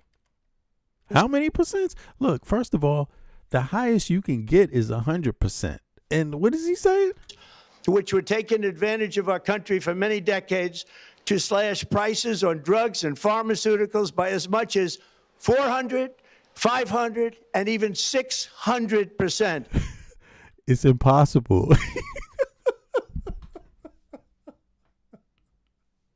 It's impossible. It's mathematically impossible. But the dude is saying this. He's going to say it, and he's going to keep on saying it. I'm sorry, y'all, but there's nothing that exists like Sure, if you're not talking about objects, and it's just pure math, maybe. If it's an inanimate object, sure, maybe it could. But if it's something you're selling over the counter, something no, it doesn't happen. It doesn't happen. But this guy is crazy, man. This guy is crazy. In other words, your drug costs will be plummeting downward. And I use the threat of tariffs to get foreign countries who would never have done it to pay the cost of this giant dollar reduction. They stopped ripping us off, and it began as of 4 days. No. I already said that it was from the big. I guess you coming into the stream late, white man from town. Yeah. In any case, I actually said it earlier too. This is from the big beautiful bill that was passed in Congress. This is not something that Trump just did, even though he's talking about it like that. That's what I said. And it is a scam to do that because the money was already the money that people will get, they could use it for anything. They don't have to use it for what he's saying. So he is scamming you.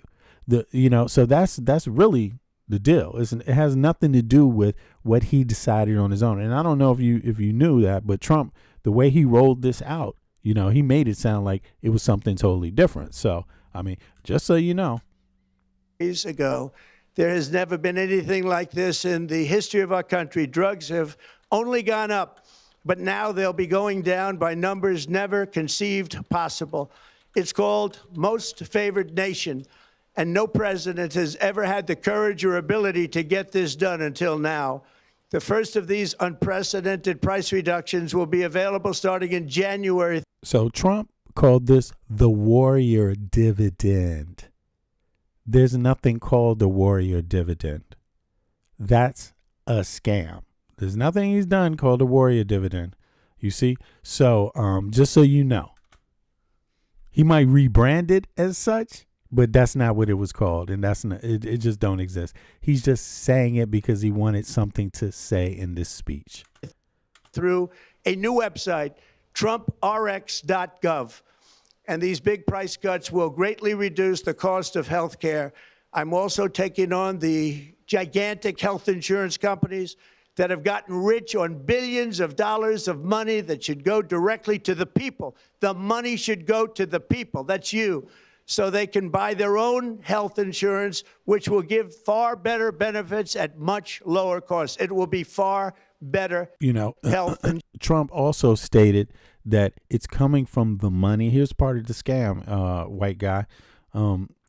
He said that it's coming from the money saved by tariffs. No, that's not where it's coming from. It's not. That has nothing to do. I don't know why he would need to state that, but that's factually not true. Just so you know. I mean, and why do you have to lie about something in any case, Insurance. The current Unaffordable Care Act was created to make insurance companies rich. It was bad health care at much too high a cost. And you see that now in the steep increase in premiums being demanded by the Democrats, and they are demanding those increases, and it's their fault. It is not the Republicans' fault. The money had already been appropriated to the military funding for housing. That's where the money is actually coming from, for people that want to know. It's not coming from money that comes from any type of tariff. Military budget, I don't know if you know this, also to the white guy, the guy that, I don't know, his name is something white guy, right? The U.S. military budget is not paid by tariffs. I mean, I hope you realize that. The U.S. military budget is paid for by all the taxpayers. All taxpayers.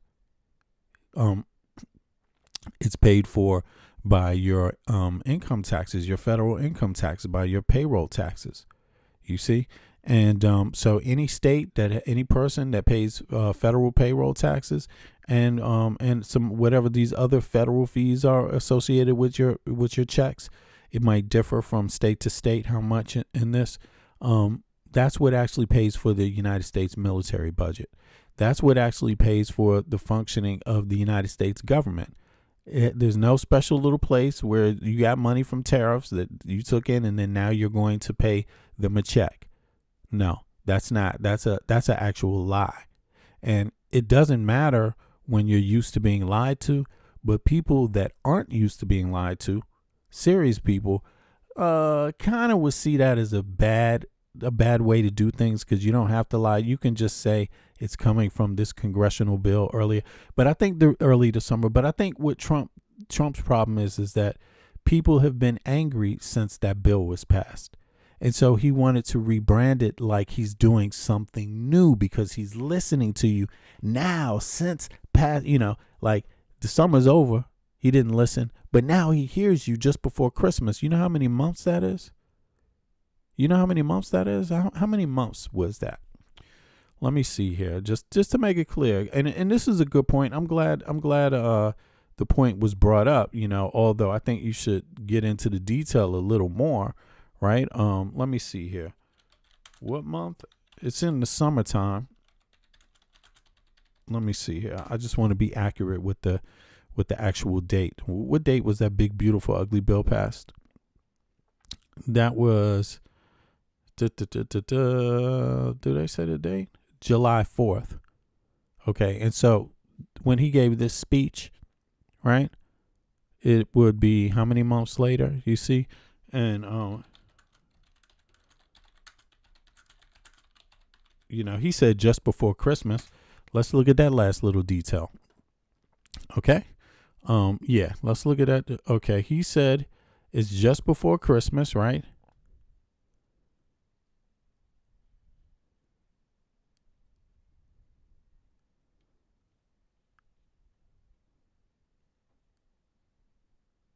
Okay, maybe it will. It turns out that maybe it will. Oh, hold on. No.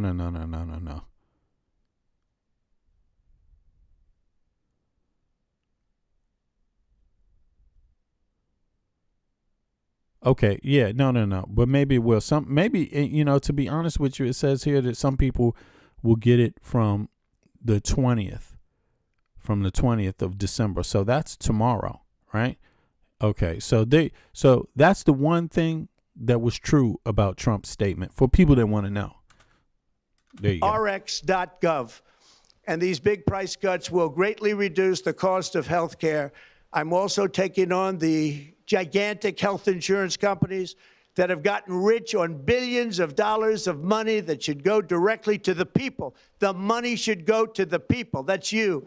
So they can buy their own health insurance, which will give far better benefits at much lower costs. It will be far better health insurance. So you see, Trump is still capping here for MAGA Mike Johnson. He's saying here that, no, the tax credits should not be extended. He's saying his plan, see, he's doubling down on that now, you see. So those of you that wanted the Republicans to extend the tax credits, right, for the health care you already have, Trump is suggesting the opposite right here. And he always has, though. By the way, they've always wanted to stop what they call the American Affordable Health Care Act. They called Obamacare derogatorily, even though it's not even called Obamacare. That's the reason why a lot of people got confused, because they thought since the guy's name was on it, it would be bad. But a lot of these people, Republican states, use it and didn't even know they was using Obamacare. They were like, I don't want Obamacare. I want the American Affordable Health Care Act. And it's like, hello, same thing. Same shit with SNAP. People thought that people in the red states thought that food stamps wasn't SNAP. And so they was like, I don't want no food stamps. I want SNAP. It's like, okay. Price cuts will greatly reduce the cost of health care.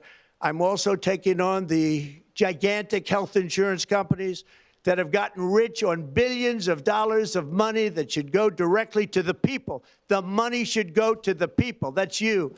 So they can buy their own health insurance, which will give far better benefits at much lower costs. It will be far better health insurance. Rafika. The current Unaffordable Care Act was created to make insurance companies rich. You see that? So he's telling you his whole idea. So here, let me just get see this, because we're gonna have fun. Sure, we get used to the fact that there's always going to be some trolls around, so that's not a big deal. But for this question about healthcare, how many people want Congress to extend the credits on health care, the tax credits for health care for 3 more years.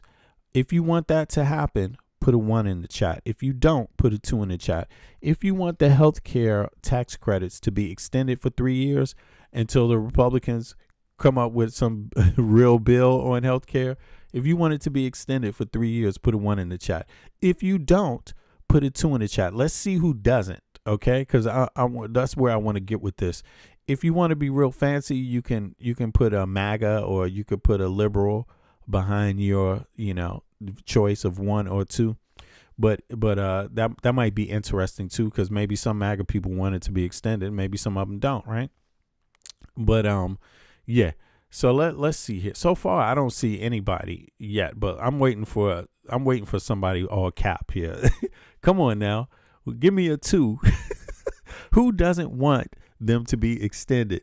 Okay, who doesn't want them to be extended, the health care cuts? Because Trump is saying fuck those health care tax cuts. He's saying we don't want those extended. He's talking about you. He's talking about you. And he's definitely talking about any Republican in this chat is basically broke. Okay, so y'all ain't rich either. There's not something about people from red states being rich out here. That's not a thing. Okay, most of you all are hardworking middle class people and humble. Basically, you know what I'm saying? Like, nothing wrong with that. That's pretty cool. You know what I'm saying? But not a 2 in sight. Not a 2 in sight. Okay, so they decided to not be suicidal together today. But this is Trump. Trump is like, fuck that shit, man. Fuck that, man. You just want the money. Let me cut you a check for $1,000 and that'll pay for your health care for the rest of the year. That's what Trump is saying. Like, it'll be cheaper then. What the fuck? It was bad health care at much too high a cost. And you see that now in the steep increase in premiums being demanded by the Democrats, and they are demanding those increases, and it's their fault. It is not the Republicans' fault. It's the Democrats' fault. Even though health care is something that every other nation in the Western world has for their citizens, every other Western nation, and none of them have ever said it's the fault of a political party. None of them have ever made the excuse a political thing. All the other countries, they have it. Universal health care. But yet Trump is emphasizing, he's saying it's the Democrats, it's the Democrats. Why doesn't he just say, why don't we have universal health care like all the other Western countries have it? Why don't we do that? Don't you notice how he's never said that?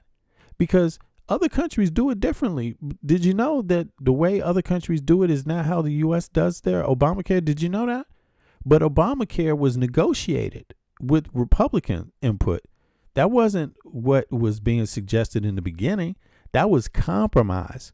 What you got by the American Affordable Health Care Act is compromise from both parties. That's the kind of health care you got. You didn't get the health care from other Western countries, because the reason why their health care is cheaper is because they have more people working in that industry, because everyone is guaranteed it. That's why, you see. And everything in the U.S. has been all privatized. Unlike the U.S. military is all socialized, right? The U.S. military is all socialized. The U.S. healthcare system is all privatized, pretty much. So you could see there the costs go up because of that. But why should something that everyone definitely 100% needs to be able to go to work and function in society, to contribute to society, why should something that everyone needs to contribute to society be more privatized? Does that make sense? I mean, would you like to privatize a road? Because that would be the same thing. The road you drive on to get to work, right? Who pays for that? Is it privatized or is it socialized? Is it paid for by taxes or is that a private investment? No, it's a public investment because it's seen as everyone needs to get to work. So we need roads. But everyone needs health care to go to work. Everyone needs to be healthy to go to work. Why can't you make your money off of your Rolexes? Why can't you make your money off of your fancy cars? Why can't you make your money off of your hype blue jeans and your fancy tennis shoes and your gold chains? Why can't you make your money on these mansions that you want to buy, that you want to have? Why can't you make your money there? Why does it have to be in something like education and healthcare, something everybody needs, even poor people? You see what I'm saying? So that's a choice that other Western nations haven't made, and Trump has never mentioned that. His answer is make it more privatized. Fuck it. He's not even talking about guaranteed prices, nothing. He's just make it more privatized. Let the market decide what it should be. That's literally what he's saying. In the United States of America, a place where you pay $80 to $100, $150 for a motherfucking cell phone bill a month. He wants it privatized like that. And that's what you're going to get. You're going to get health care that is that is run and operated like your motherfucking cell phone bill. It's the Unaffordable Care Act, and everybody knew it. Again, I want the money to go directly to the people. So anyway, fuck Trump. He said it enough. Let's just go to let's see what people say about Trump's ass. Because what he's saying don't make no sense. So let's just get to it. Fuck it. Enough of his ass right there. Because he's just going to keep lying. And it is impossible to listen to 20 minutes of lies by this asshole. You know what I mean? And, you get the gist. But now let's see what let's see what the reactions have been. President Trump is signaling a possible shift in federal policy on marijuana. The president now saying that he is very strongly considering an executive order that would put marijuana in a lower drug classification, effectively easing federal Hold on. What is this? Marijuana? Hey, yo, by the way, okay, it's going to go through that and then get to the economy. Okay. But check this out. By the way, I do have some marijuana stock. Somebody mentioned stock. I got some marijuana stock. And it went up at the beginning of these talks. As soon as Trump mentioned it, there was a bump in the marijuana. Straight up. Tilroy brands. Big up to Tilroy SNL. Also brands. Yeah. I don't know how many of y'all got weed stock, but I do. But, it's like I'm just a realist, and I know people need a decent paycheck for an everyday 9-to-5 job, too. Can't leave it all up to stocks. You know what I'm saying? But let me see something here before we get into this weed shit, because I see a lot of y'all like, hell yeah, weed, man. Yeah, hell yeah. I hear you. Shit.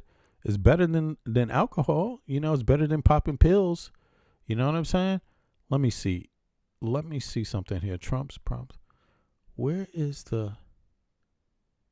All right, let me let this one rock out then. I'll let this rock out. restrictions on it.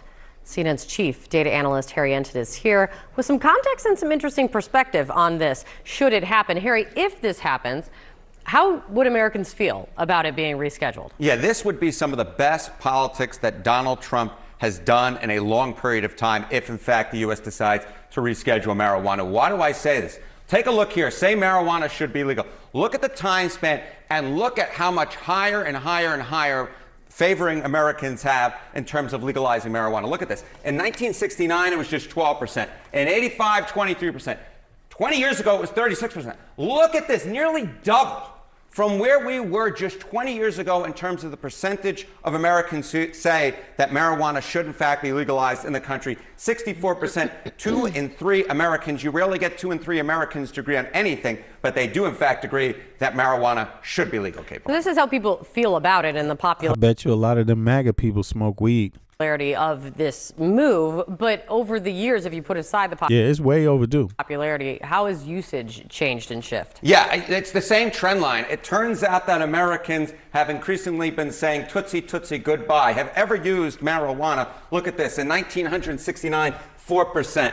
1985, 33%. Damn, the chat is on. The chat is on fire. Yo, what the hell?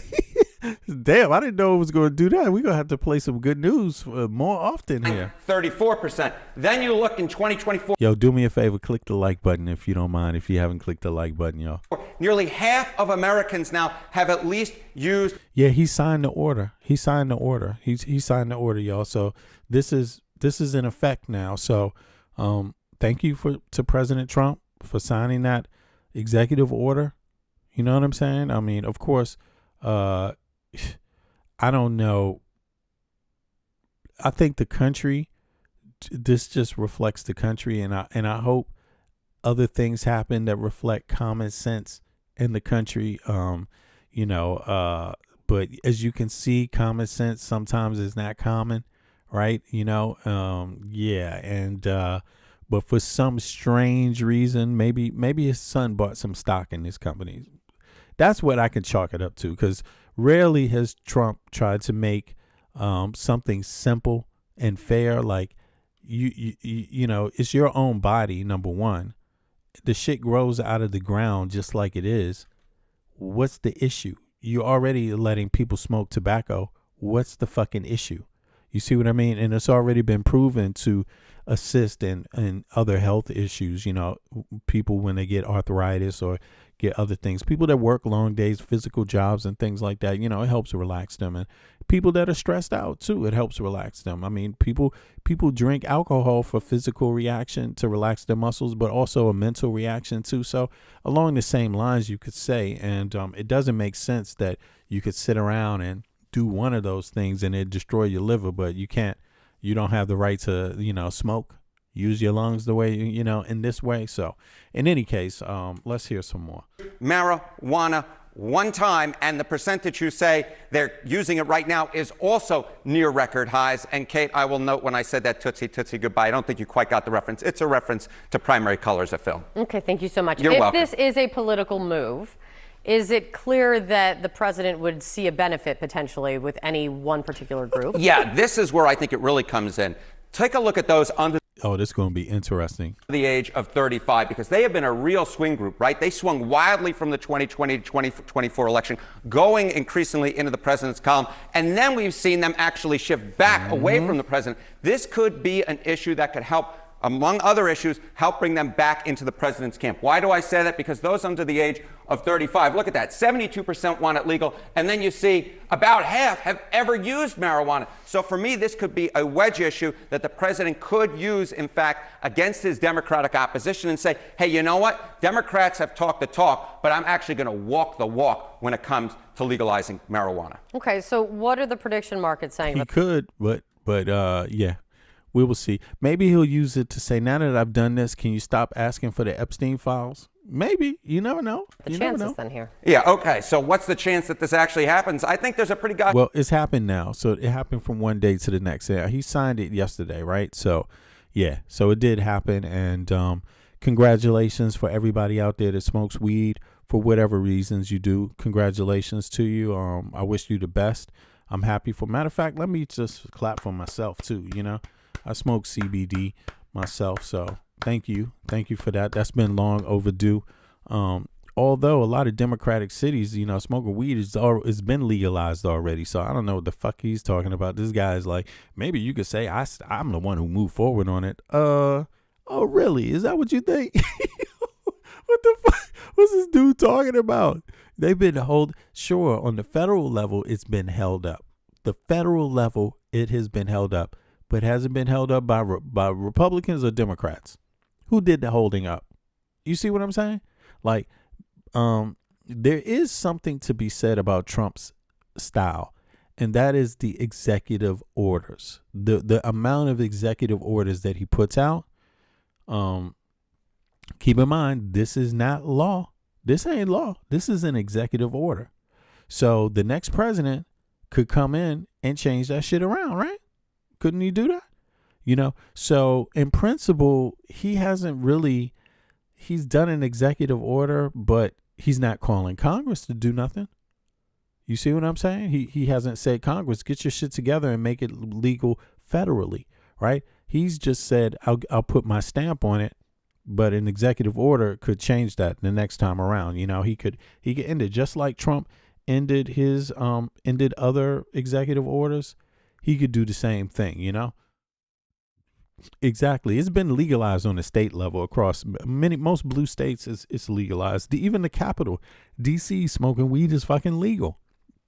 You can buy weed in DC, I think, but I think you can buy it for medical purposes. But it's easy to go in and get a prescription from your doctor, PTSD, whatever it is, but also it's legal to smoke weed anyway. You can have up to, I think, 6 plants in DC. You can have up to a pound of weed at one time, or a few pounds at one time. So in the nation's capital, on the state level, it's been legal for a minute, and that's reflective in a lot of other parts of the country. But listen, y'all, I gotta go. Now, I hate to say that. It's been wonderful, the time, but I'm going to be back. Let me get the other stream right here that is that's coming up. Let me see here. And everybody can go over to that stream. I will be back in, what is it, like 12 hours? Let me see something here. No, 11 hours from now. I'll be back 12 hours exactly from now. Let me just get the link. And then we're going into the Epstein files, into Trump. And then we're also, the other thing is that I'm going to start off with the comparative data, the specific data about the EU and the US, right? Dispelling a lot of the lies you might hear in legacy media, right? And about the trade deficit, so people can better understand it. Also about the tax system in the US versus Europe, healthcare system, education, how these things kind of how they compare, right? Because there's a lot of misnomers and things that legacy media doesn't do. One of the things that we can look into, I just brought it up, is the price of that people need to know about, is the price of cell phones, the price of cell phone bills, what you pay for your service a month. I mean, there's no goddamn reason why American citizens need to be paying $80 and $100 the goddamn dollars, some people $200 for a fucking cell phone service a month, when in Europe people are paying $12, $14, and $20 maximum for the same service. Why is that? And if American citizens don't begin to talk about these things and demand it and think that they are good enough to get this, first of all, you got to think you deserve it. Second of all, you have to let these politicians know that, yo, get up off your ass. Like, what the fuck are you doing? There's nobody got money to waste. Like, why the hell is it, there's not supposed to be a monopoly. Those are prices that you usually get when there's a monopoly, not when there's an open free market. You see what I mean? And for some reason, they have it worked out to where people just pay. I don't know. What is that? If I pay $14 for 100 gigabytes and unlimited phone calls a month, if that's what I pay, then what is it called when you pay $100 for the same service? What's that called? What's it called when you is that 100% markup?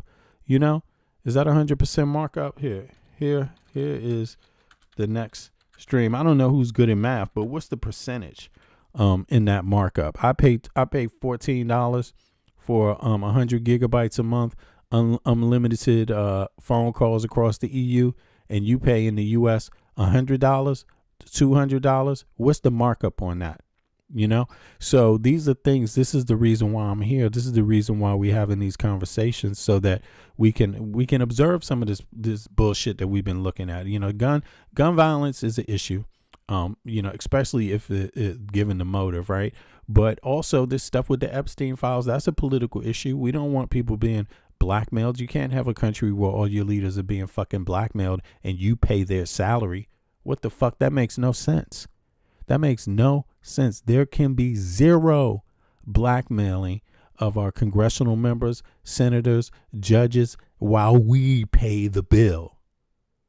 That's a direct that's a direct intrusion on our civil rights. You see what I'm saying? So these are the kind of conversations I want to have. And we're going to continue it today. That stream starts exactly 12 hours from now. So come back to the page, click the subscribe button, click the bell so you get the alerts, right? But and click the like button. But in any case, I appreciate everybody that came out today for the conversation. Some of y'all are new. I haven't seen y'all, or maybe I missed some of you all. Sometimes I'm not always in the chat so much, but I appreciate you all so much for supporting my page. You guys are really great. And what's up to the trolls too? Even some of y'all are cool too. You know what I'm saying? if you just don't use disrespectful language. I get that. But in any case, I appreciate that. Oh, yeah, Rafika. Okay, where you at, Rafika? What state you in or country? $30. That's about the cheapest I've heard anybody say in the U.S. But in any case, I'll be back. And until then, everybody have a good beginning of your weekend. Now, as a matter of fact, it's your Friday right now. You're about to get up. Yeah, have a good Friday, and I will see you all back here later towards the evening. All right? I appreciate y'all. Be good. Enjoy the rest of your morning. All right?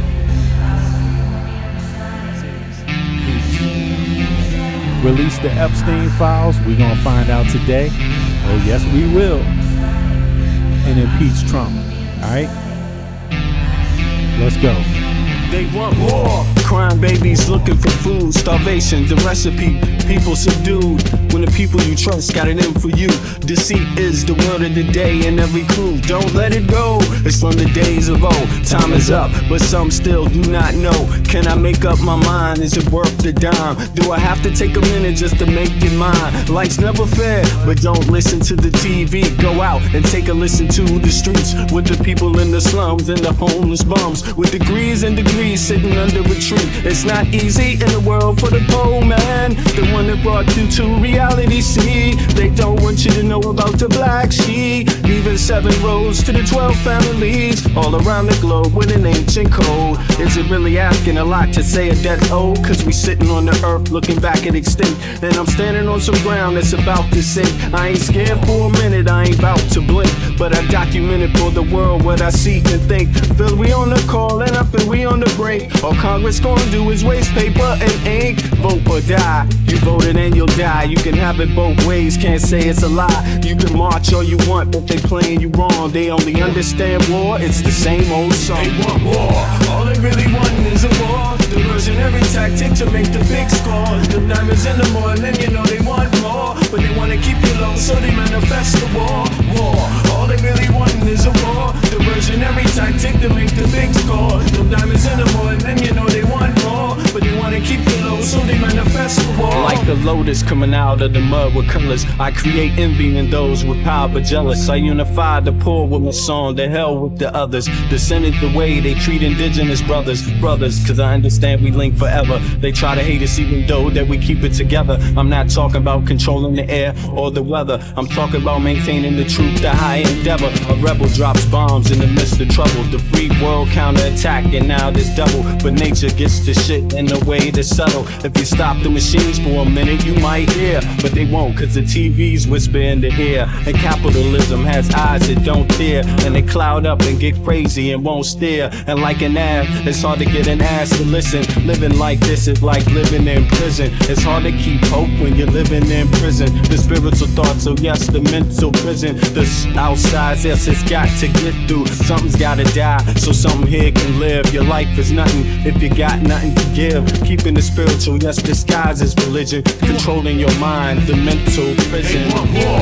All they really want is a war. Diversionary tactic to make the big score. The diamonds in the morning, you know they want more, but they wanna keep you low, so they manifest the war. All they really want is a war. Diversionary tactic to make the big score. The diamonds in the morning, you know they want more, but they wanna keep you low, so they manifest the war.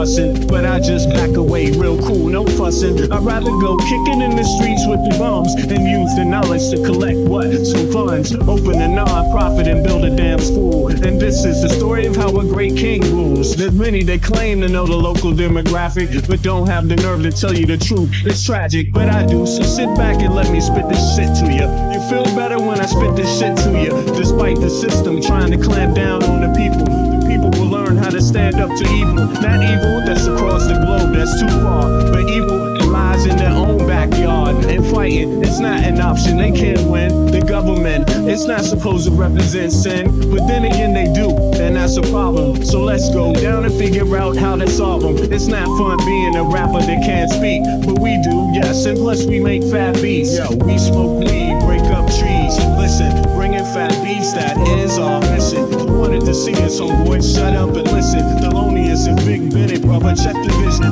Mentalities of different realities. Into the Star Trek room when you hear the boom. I be the Walkman with the super bass.